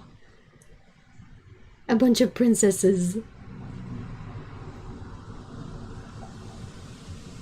At our house, cats are allowed to play with hands and feet, but we teach them not to play rough. Yeah. Because otherwise they will just, like, bunny kick your arm, and that's not fun. Dexter gives the best thing, guys. Dexter Neuro. Hey, Ellen! Ever nap for too long and then wake up feeling like you've been microwaved? That's such a good description. I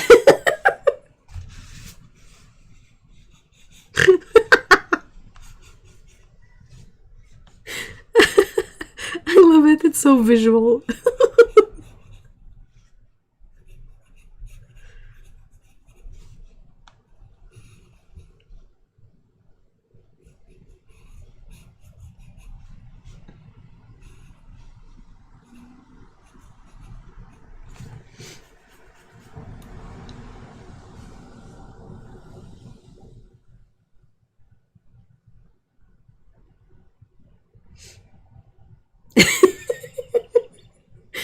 Why it cracks me up so much.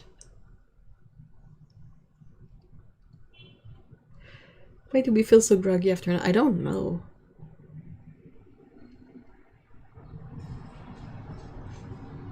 Okay, bread finished. Is it baking or is it proofing?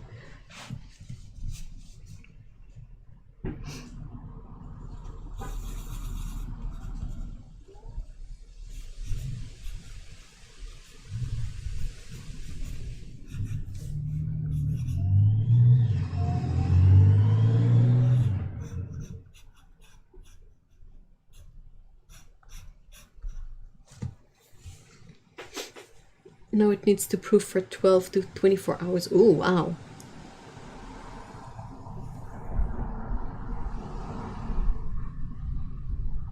Ah, there's so much wind right now. It's so good.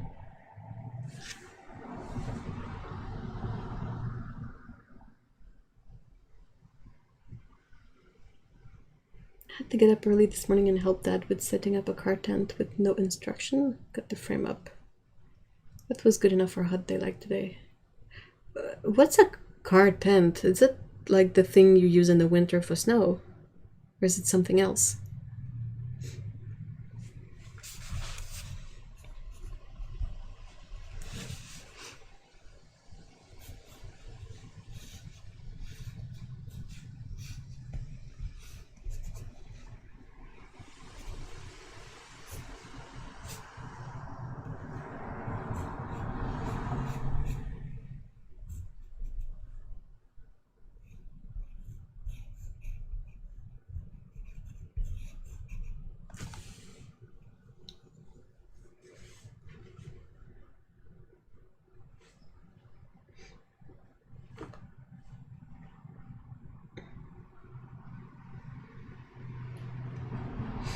That's a recipe that when we work in a house, we wore the carpet out within 20 minutes for pure keto to rice.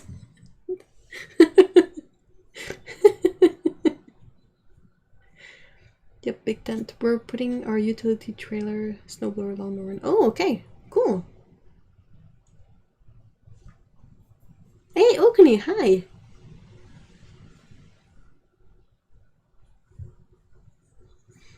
I'm really fond of the recipe that comes with the quick rising, specifically pizza yeast that we get. You basically don't have to wait. You just mix it up, roll it out, top it, cook it, pizza.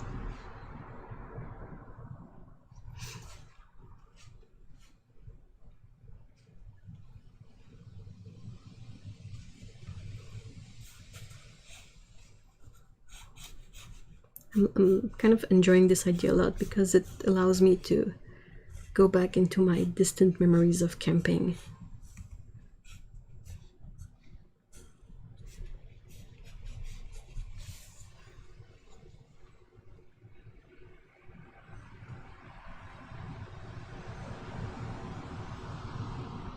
We have pizza dough waiting for this evening. Yes.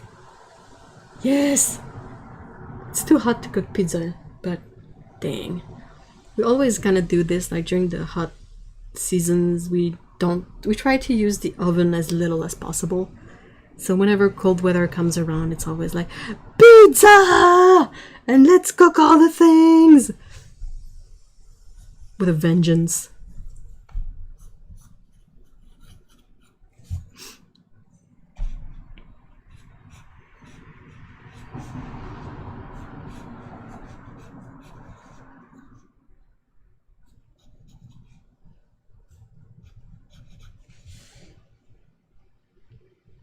Oh crap, I forgot I had sandwich next to me. Totally cold now. Aw. Microwave? Y'all make me want to go make myself a cube steak sandwich. What's that? So good. My mom used to make a sauce for them that sounds terrible but is perfection. Sour cream with a glug of soy sauce. It doesn't sound terrible.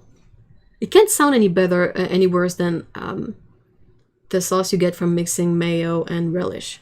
That one is disgusting. I mean, it tastes fine, but it looks awful.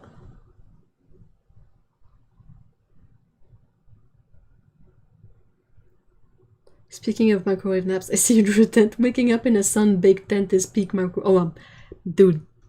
You wake up so dehydrated. We have the blessing of central air, so pizza is less hard to do this time of year. But we have done it on the BBQ before as well. Ooh!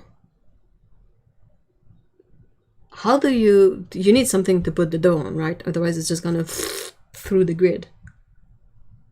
I had pizza last night, it was frozen but still tasty. Frozen pizza is amazing. Yeah, I think it's tartar sauce, right? Like, that's what my mom called it, and we would usually make it with relish, mayo, and a bit of cayenne pepper. But yeah, I remember like enjoying the taste of it, but the texture not as much because I felt like the relish made the sauce too runny. So if I had to do it today, I would drain the relish first. Or like chop up pickles that you drain too.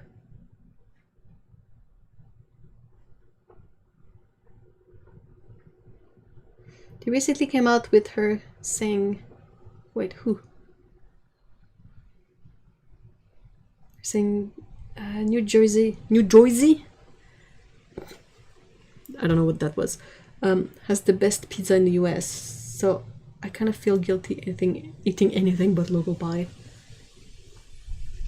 They make pizza pans especially for grills now. Really? It sounds so amazing. Yes, tartar sauce is relish and mayo. Oh, it gets so runny.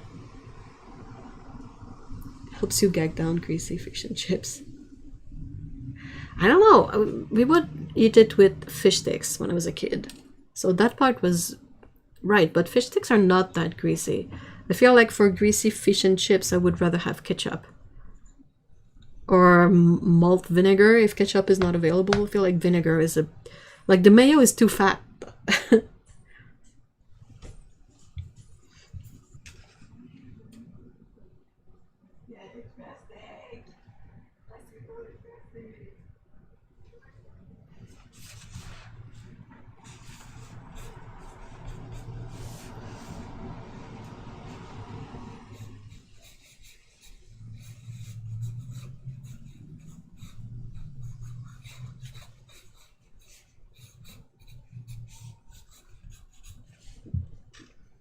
And chopped hard-boiled egg and tartar sauce. Why?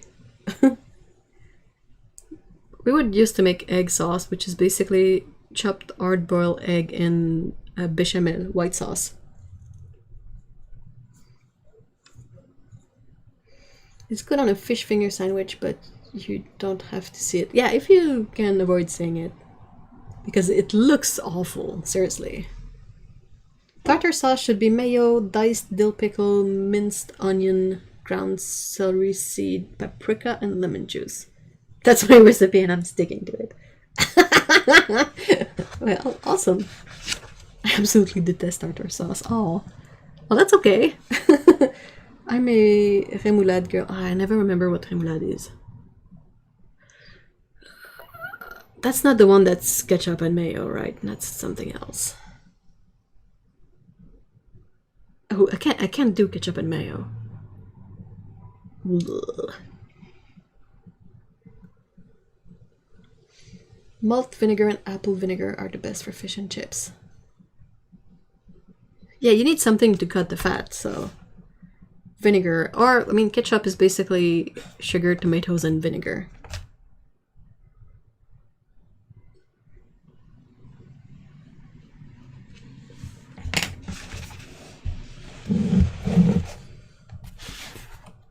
Always talking about food. That's us. I'm gonna be so hungry.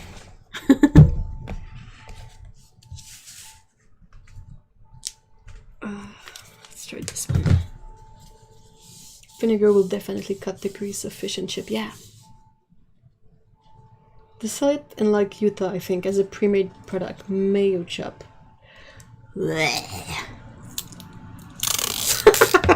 I'm sorry, I'm not making these noises to offend anyone. Oh, question for you guys. Who enjoys the, I don't know if it has a name, I always call it just the everything sauce, but basically mixing like relish, yellow mustard and ketchup together. It's not a pretty sauce, but it's delicious.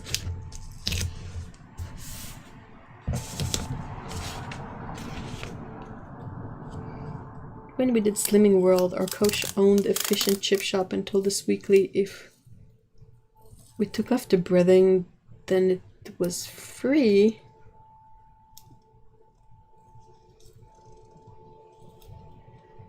Why would you get fish and chip to remove the good part and get no chips? Excellent question. There's a local fish and chip shop that's called Britain Chips, and they have like they offer various fishes depending on the season, but they also have ayumi, the cheese that you can sort of grill and it keeps its shape. It doesn't melt all over. So they have fried halloumi available for people who are vegetarians.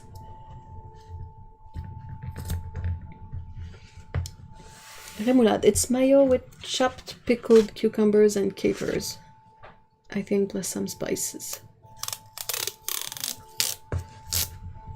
Interesting. Sounds really French, hence the name.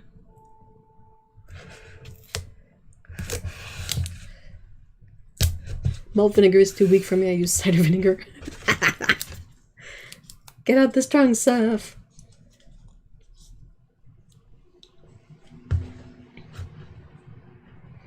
I've mixed ketchup and mayo together before and I'm surprised I liked it. We also have deep fried Mars bar. Well, they offer deep fried candy bars too. Like you could get Reese's. They possibly had Mars too. Like there was a few that you could get deep fried. And I was kind of impressed. I was like, oh, it's not just a fake old town wannabe shop. Hold on, guys.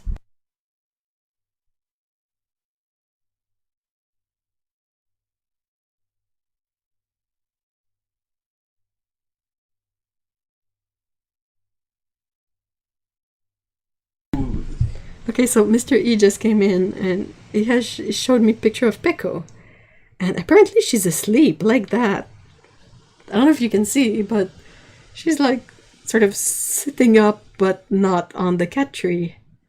Hold on. This is not my phone, so... So she's sleeping like that? What? The fuck? C'est pas drôle. Sûrement que ça se réveille à un moment donné, on va entendre...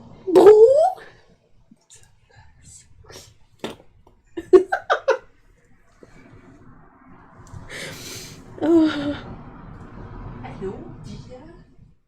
Oui. Elle s'est-tu réveillée? Oui. Oh.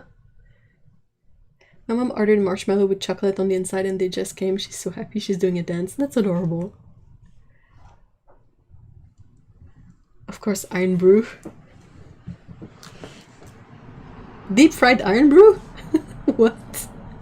Yeah, she's sort of like she was sitting up and her head probably plopped down and she fell asleep. It's the first time I see her like that.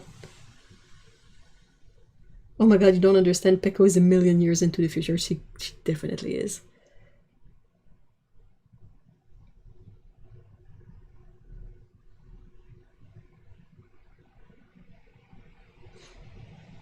Epcot Center in Disney. My sister-in-law are walking past the UK pavilion, smell the fish and chip stand, and say, that smells good. Then a British couple say to us, best we've ever had. Needless to say, we bought some to try. How was it?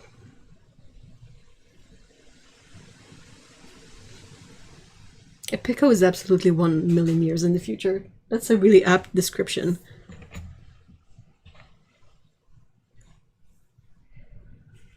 Pico pinup kitty of the Merlin. Aww.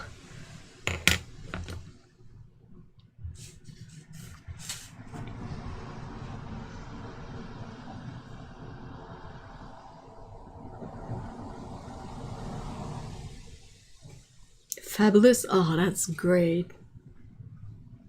I'm not surprised that the best fish and chip is in Disneyland. Why?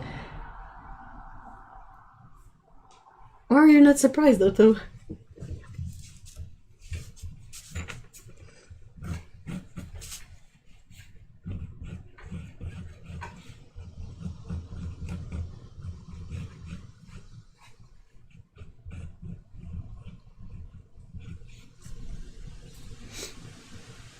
Ah, yes, wind.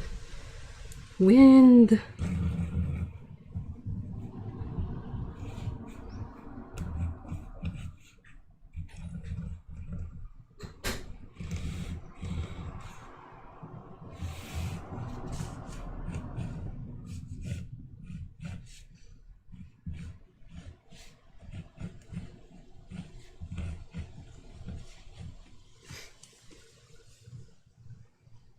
At Disneyland Sea in Tokyo, you can get gyoza dogs. Hot dog shaped Nickman bun stuffed with gyoza fillings. Oh, that sounds great. Like it's the most genius thing ever. How fresh the oil is controls the quality of anything deep fried. Anime food better than in real life. Oh, anime food always looks amazing.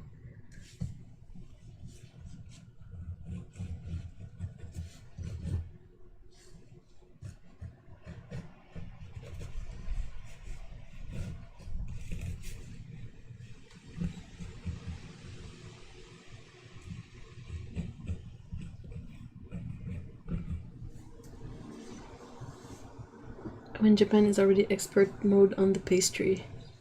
Add in the oh, that's true, like with tempura and all the fried stuff that never feels fatty. And because it's by the sea, it gets really cold, so something hot and warming like that is a blessing. Oh, I'm hungry. I want something fried and good for the soul.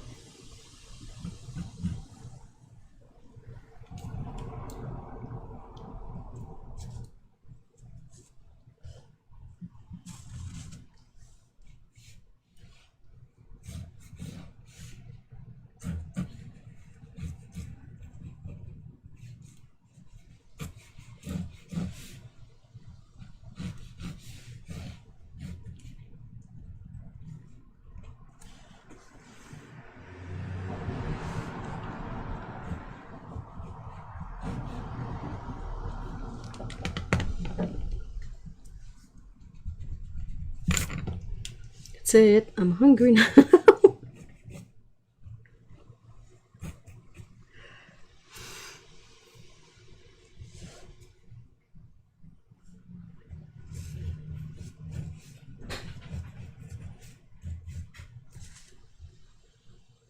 Fats are delicious. Oh my gosh, they are.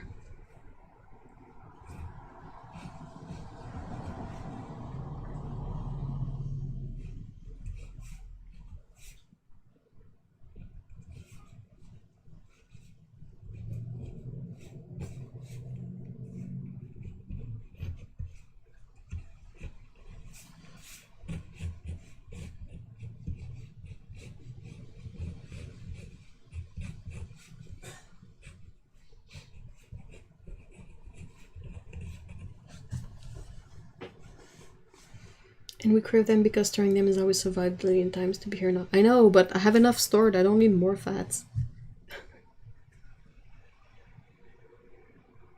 One time in Hazuki's cool-headedness, even the medicinal soup was accurate, and these stars in it. Oh, really?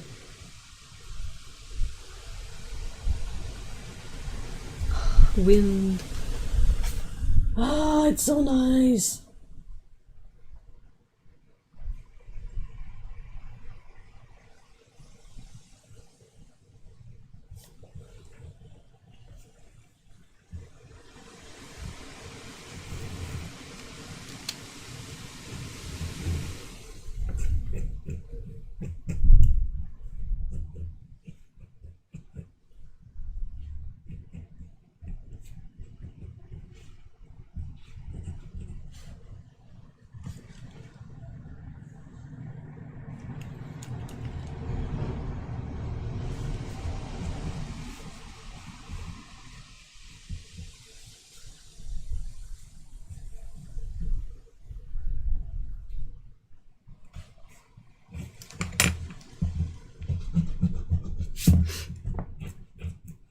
Who is eating right now? What are you eating? Hey, it's good.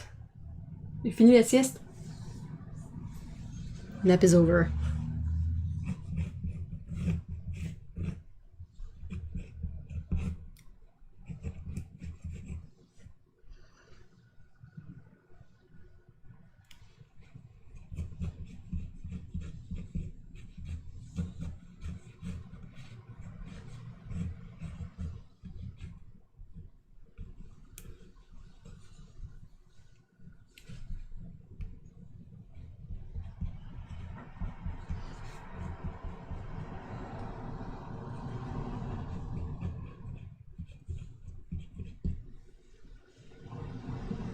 Pre-made popcorn in a big cup of water. Ooh, water. Water break! I don't think the tongue can taste fats. It's other stuff that makes the flavor of bacon or coconut or whatever. Well, I don't know about that. Because I know you don't like meat, Stephen, so... Sorry. Just to, like, quickly mention it, but...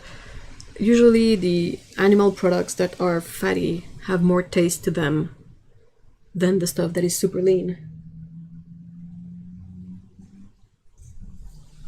Ev heard me as I was eating my leftover pizza. Leftover. Is it cold? Cold pizza is amazing. Eating potato chips. Oh, dang. Just had a couple of pierogies, couldn't help myself. Food. I'll drink my water.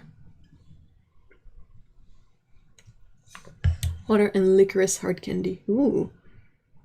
That's very, Swedish?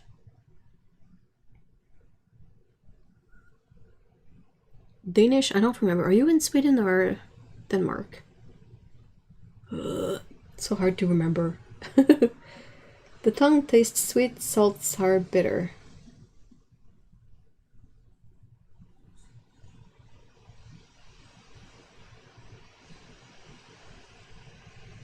But there's definitely something more tasteful about, let's say, bacon compared to lean ham. So I don't know what's up with that.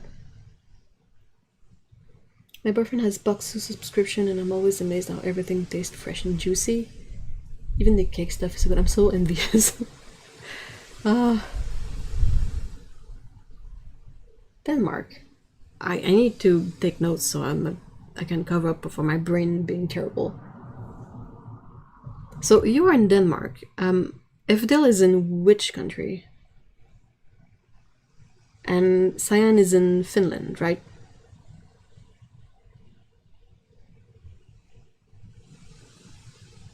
But for the first time in my life, I am not anemic, and I figured it out that it's all the potatoes I'm eating. They have a lot of iron.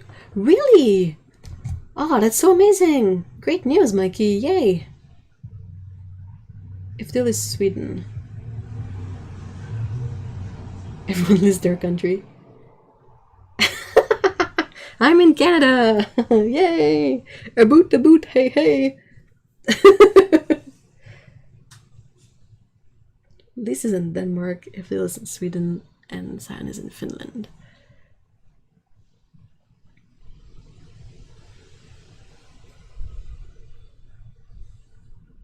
I don't know why, but like I know that Kevin is in Ireland, but my brain always defaults to Kevin being in South America.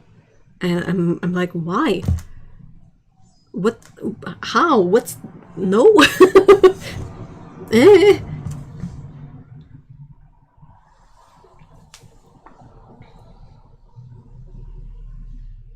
Texas, it's unto itself. Boot, sorry. Maple syrup, maple syrup. Sorry. Potatoes are so good. I always forget about potatoes because I have to cook them first and they sort of go away from my brain, but dang, potatoes are so good. Like even boiled potatoes, there's something so delicious about them.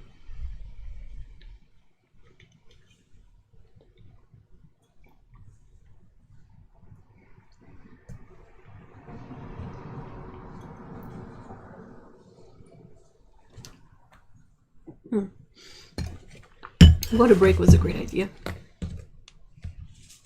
I am from Canada. Vitamin M. Yes. The most important vitamin. My passport says country of origin, Texas, USA.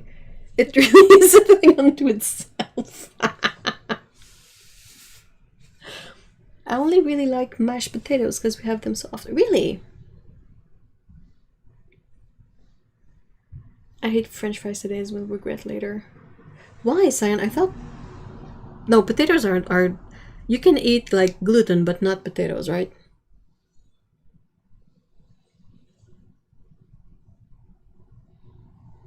Oh, potatoes are amazing. I always forget about them, but then when I remember and actually prepare some, I'm always like, oh, yeah! Right, that thing is amazing.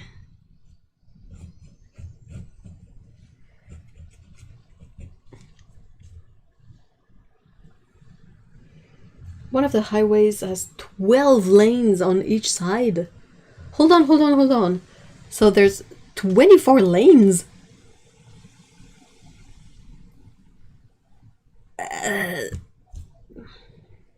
Dude, you don't want to play Frogger on that.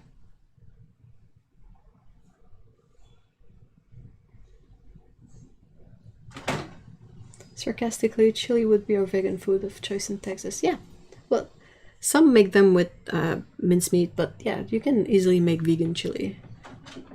These potatoes make me farty. That's okay, that's manageable. I mean, as long as there's not a lot of pain involved. Salut Peko! T'as fini ta sieste faceplant? Ouais? No? It's blue? I like potatoes with lentils, beans, and some veg. That's one of the really few reasons why I occasionally miss having a microwave. It's that it's so easy to cook potatoes in the microwave. I think my body needs potatoes to survive. Potatoes are amazing.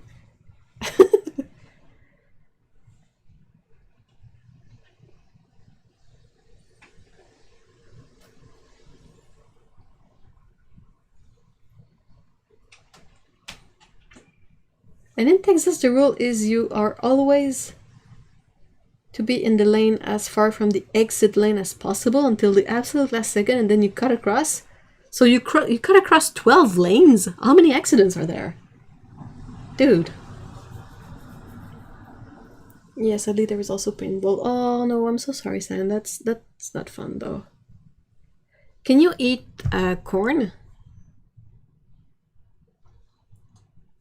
I saw Holly Exley once, like she's vegan, and at one time I saw her made she cut polenta, you know, the one that's already made into a solid, not the flour, but she cut polenta into sticks, well, into slices, then into sticks, and she put it in the air fryer and made some sort of polenta fries. So if you can have corn, maybe you could do that. If you don't have an air fryer, you can possibly cook it on the oven, on the stove or in the oven. Well, I am picturing a GTA style Frogger set in Atlanta. It just means there's a lot of splattered frog. I love alu korma. What does that mean? You know, I'm recently learning that sugar isn't vegan. Apparently bones can be used to whiten sugar. Really? I thought it wasn't it something about being made in the filtration system, but yeah, you kind of have, if you're really hardcore vegan, and you have to be careful which kind of sugar you buy, but I don't exactly remember what's the process that involves animals byproduct. Like, we have 2 lanes on our motorway and people doesn't know which.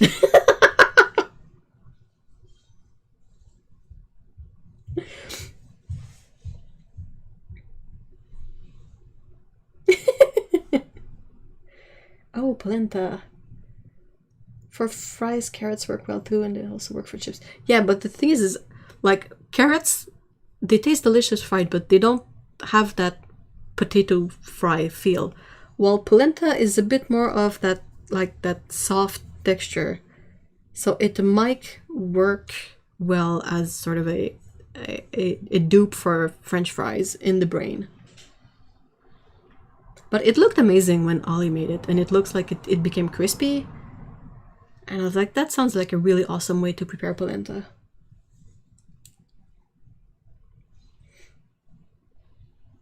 Aloo in Indian dishes stands for potato. Oh, interesting. But the polenta is like half-cooked cornbread. Polenta is basically just like corn semolina and water, and you sort of boil it together and it becomes a paste, but in a good way. Definitely. What I like the most about polenta is that you can buy it, and it's really inexpensive to buy a huge, like, tube of it, and it's really easy to prepare, and it's kind of good with everything. Need to feed Ruka, he's whining so loudly. Corn semolina is a good description. Great.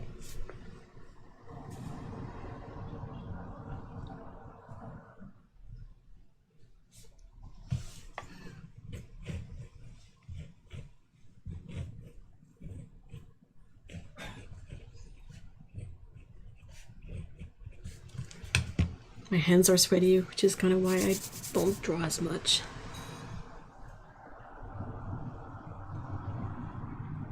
Feed the Ruka.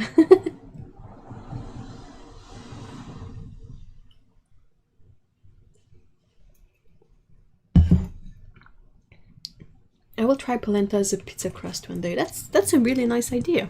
Or you can make mini pizzas if you buy the tube of polenta. Hey, Lee! Hi, welcome.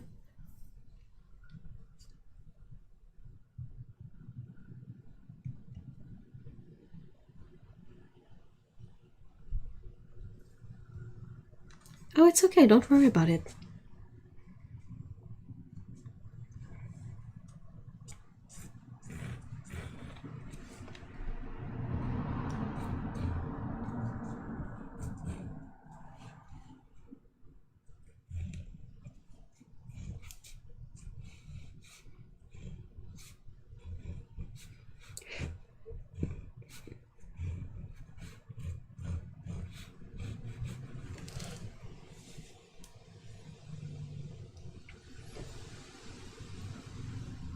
Yeah, we had some stupid troll there in the beginning.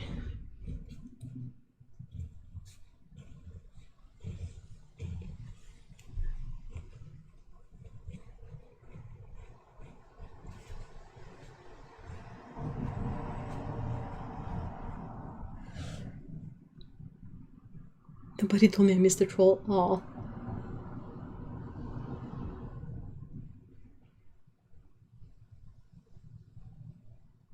It didn't miss much. He was just bothersome.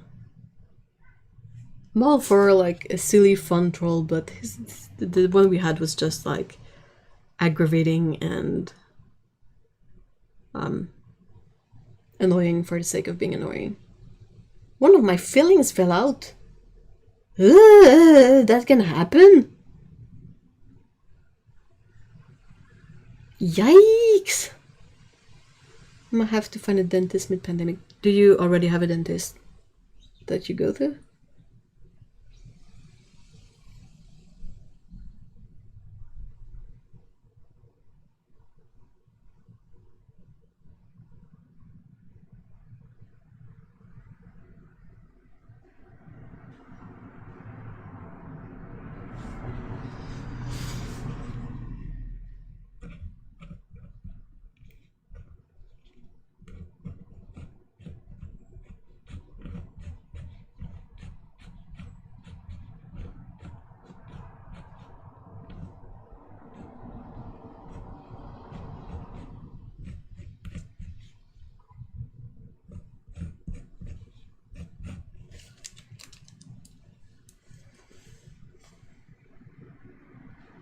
Oh, all fillings are temporary? Ugh.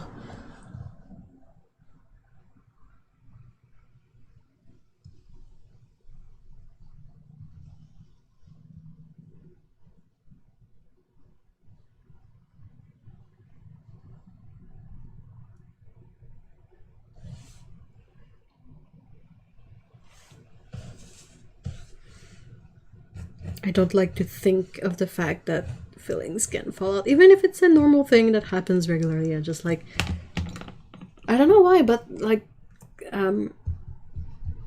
teeth related stuff kind of makes me uncomfortable. Not in the sense of like, oh no, I have to go to the dentist. I'm kind of okay with that, but it's like all sorts of thing that is possibly not supposed to, or you wouldn't think of could happen, that happens. Or like, you know what, the x-rays of people with too many teeth. Ugh, I can't do those. Yuck. Hey, good night, Cyan. Thank you so much for being here. I hope you have a good week with no idiots wanting to pet Ruka or other silly nonsense like that.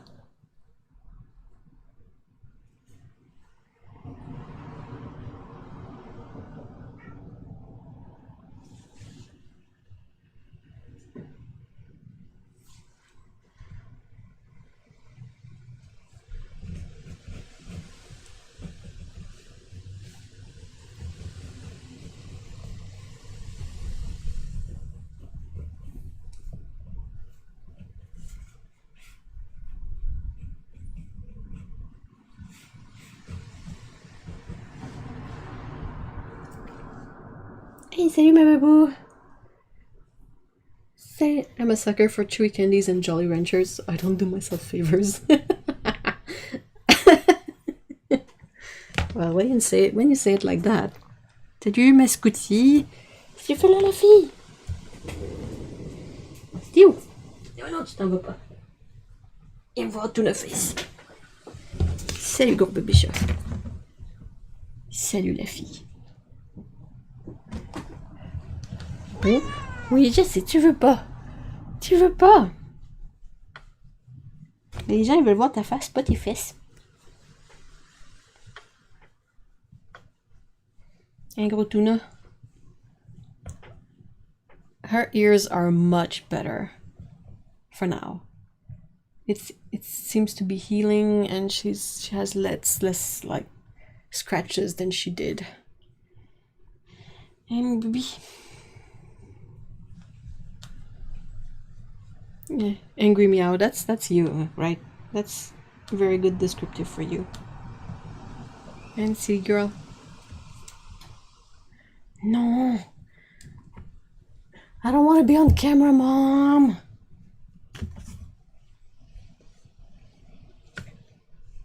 Never mind. I was able to find a way to get a product that I can put on her ears that is safe, and it seems to be helping, so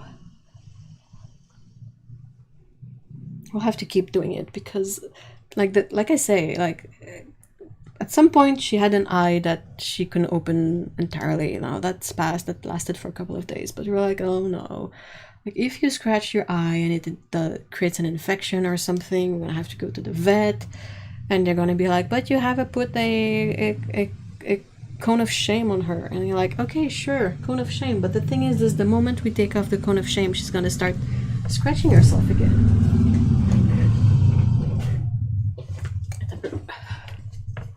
Jesse, there you go.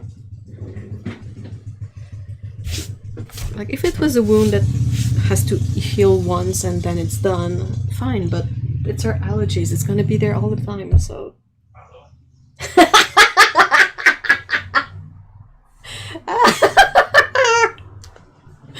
oh, sorry, Mr. E said something funny.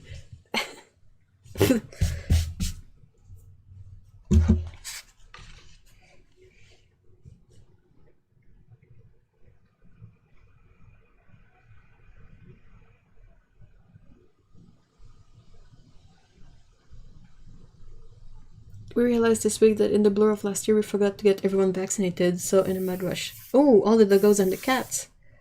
Eep. Hey, good night, Okuni. Thank you so much for being here.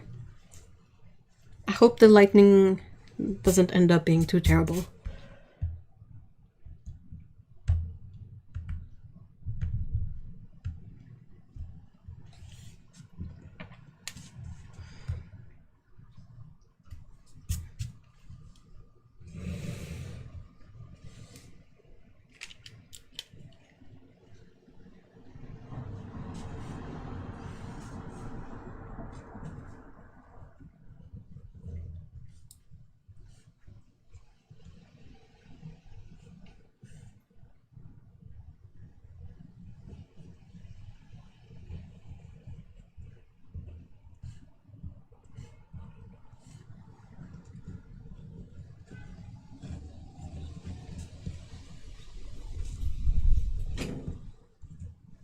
Qu'est-ce que tu fais, Pico?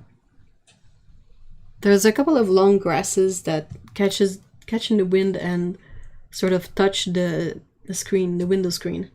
And the cats like to attack those, and it's always funny.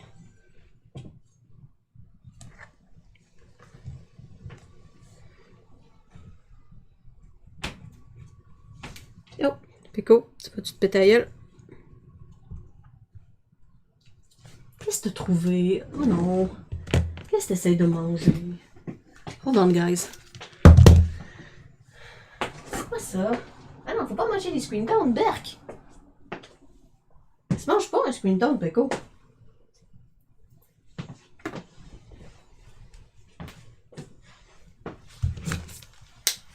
Okay, sorry. Pico was trying to eat some leftover screen tone.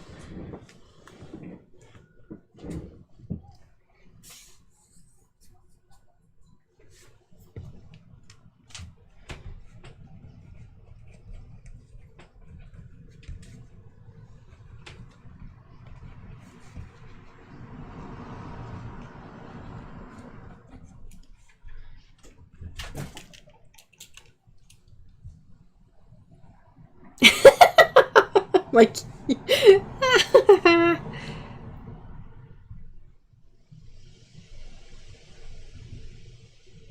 prep yourself with a new tube of paint. That's actually a good way. Like, whenever I would have to go to the specific doctor, I don't know the name, but I would always bribe myself by saying, well, it's close to the the art supply store, you can go, like, if you don't get yourself anything, you can go look at the pretty stuff over there. Hey, YZ, hi!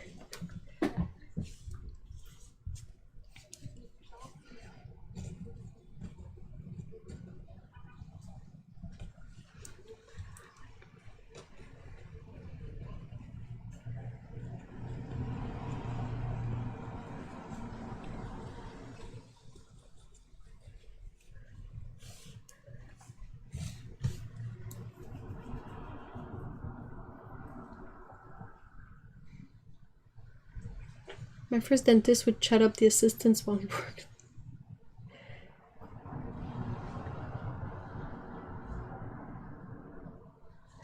Yeah, I had to switch dentists too. Like the ones we were seeing, I particularly didn't like them, and they were far somewhat from here, and I was like, oh, that's annoying. So I decided to stop going there and decided to try one of the local places, and it's been much better. And I mean, at least if anything, it's close. So even if I have to go there and it's not great, I don't have to waste too much time commuting.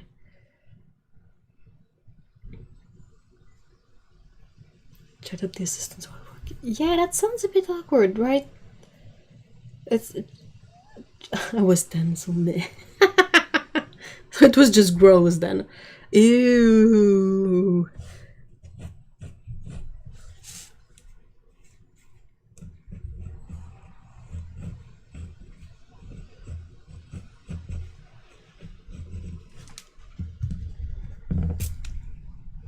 I'm living for this wind. It's so nice.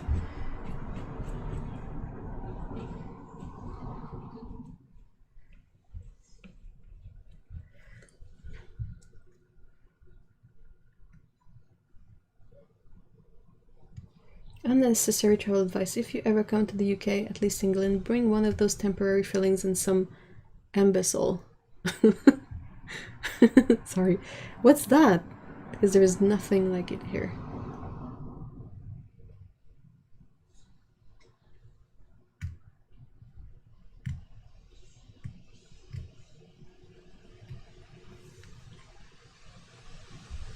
My chatty first dentist. Ooh, that's a bit sad though.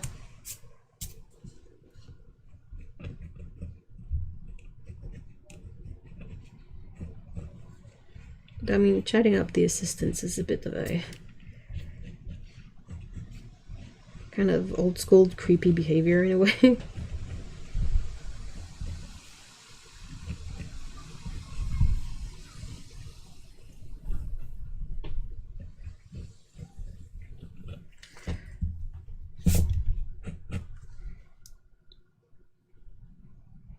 I lost a filling on vacation in Texas, and Hubs was blown away that I picked up a temporary filling kit from the pharmacy. I had never heard of those, seriously.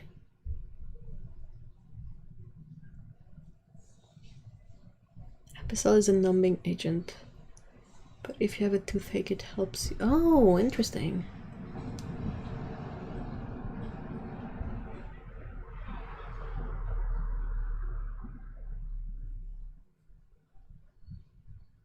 Benzocaine.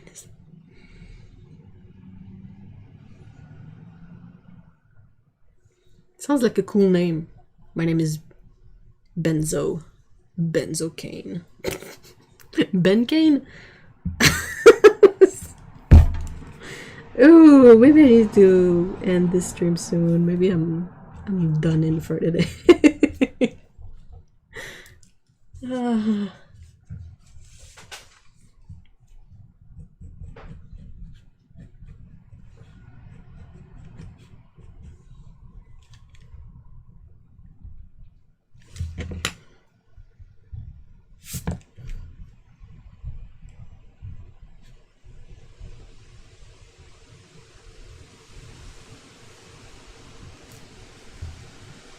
Benzo and lidocaine. Here we get clove oil. Wasn't that debunked?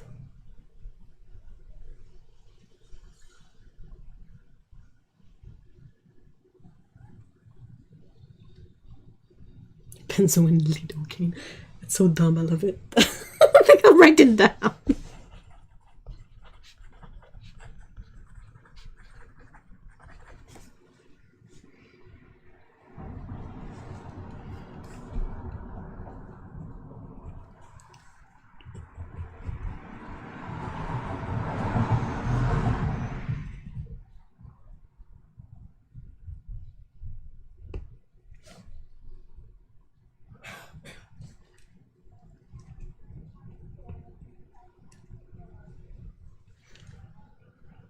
Clove oil really does make you go numb. Really?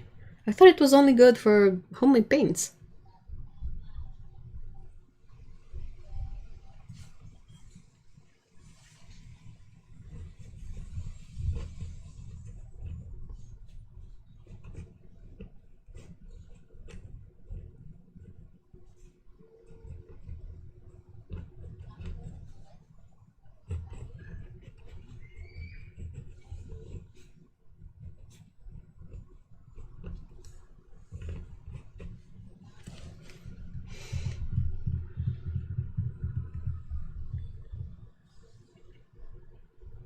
Typically here when people say benzo, they mean benzodiazepines.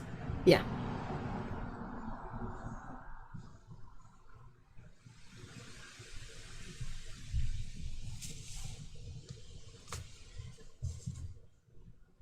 Benzo sounds a bit like... Yeah, we have a benzimidazolone. So... Hey, welcome back, Otto.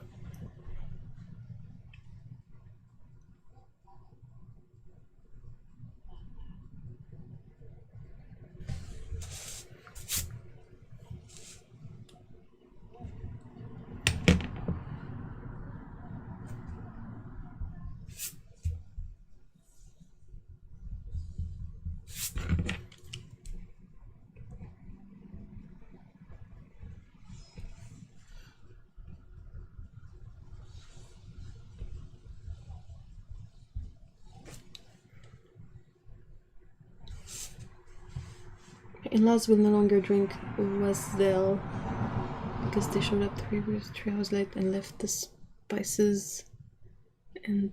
What?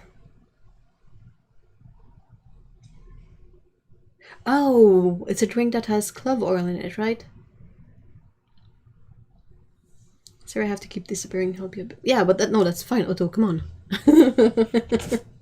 How's it going?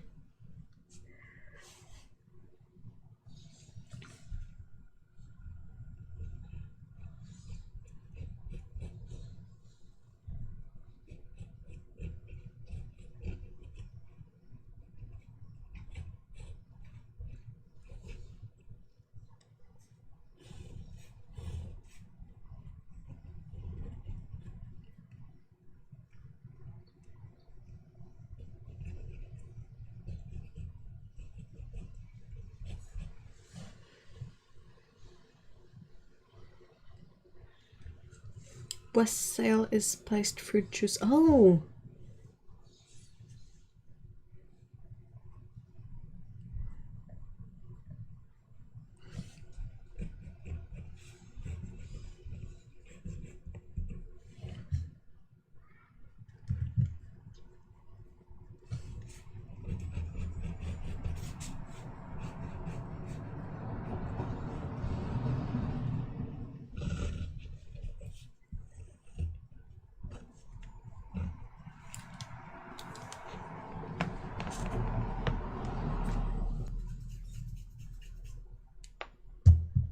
I might make it a bit briefer today. Like, if the weather keeps getting warm, I'm not sure we'll be able to do 3 hours live stream as much, just because I'm gonna be a puddle at the end.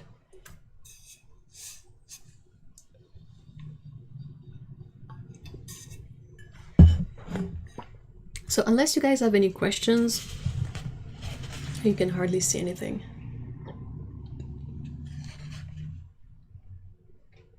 But I will probably work on that during the week, paint it, and also I will try to keep finding news to report during the week, since the little news video seems to be much appreciated, which I'm super thankful for. Do an AM stream. It's a bit more difficult because of the regular schedule in the AM, and also it's not exactly much cooler. At least if it gets super hot, I can sort of run the AC before the live stream and then shut it down for the live stream and start it again when it's done. So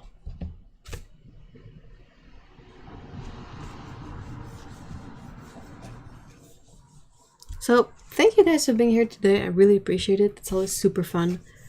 and it's really nice to be able to exchange ideas with you guys and sort of chat about fun stuff.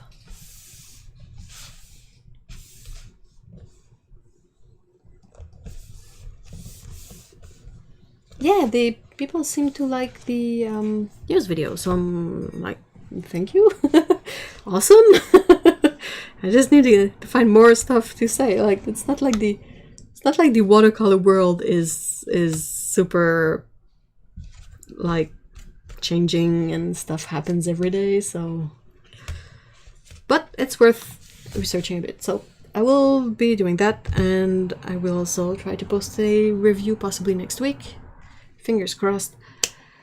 And in the meantime, thank you guys for being here. It's always really awesome. I also much appreciate the feedback on the watercolor news vids in the chat right now. It really it really warms my heart. So nice. And yeah, so great big thank you to the mods today. They had their hands full with Mr. Rude. And also, again, if you're not familiar with the Discord, we have a Discord server. The link is in the chat. And it's a place you can go to keep on chatting with the community during the week. It's always super nice and super helpful, or people share pet pictures and it's super cute and stuff like that. So hopefully live stream next Saturday, same time, same place. And in the meantime, take care, guys. See you on the Discord and have a great week. Bye bye.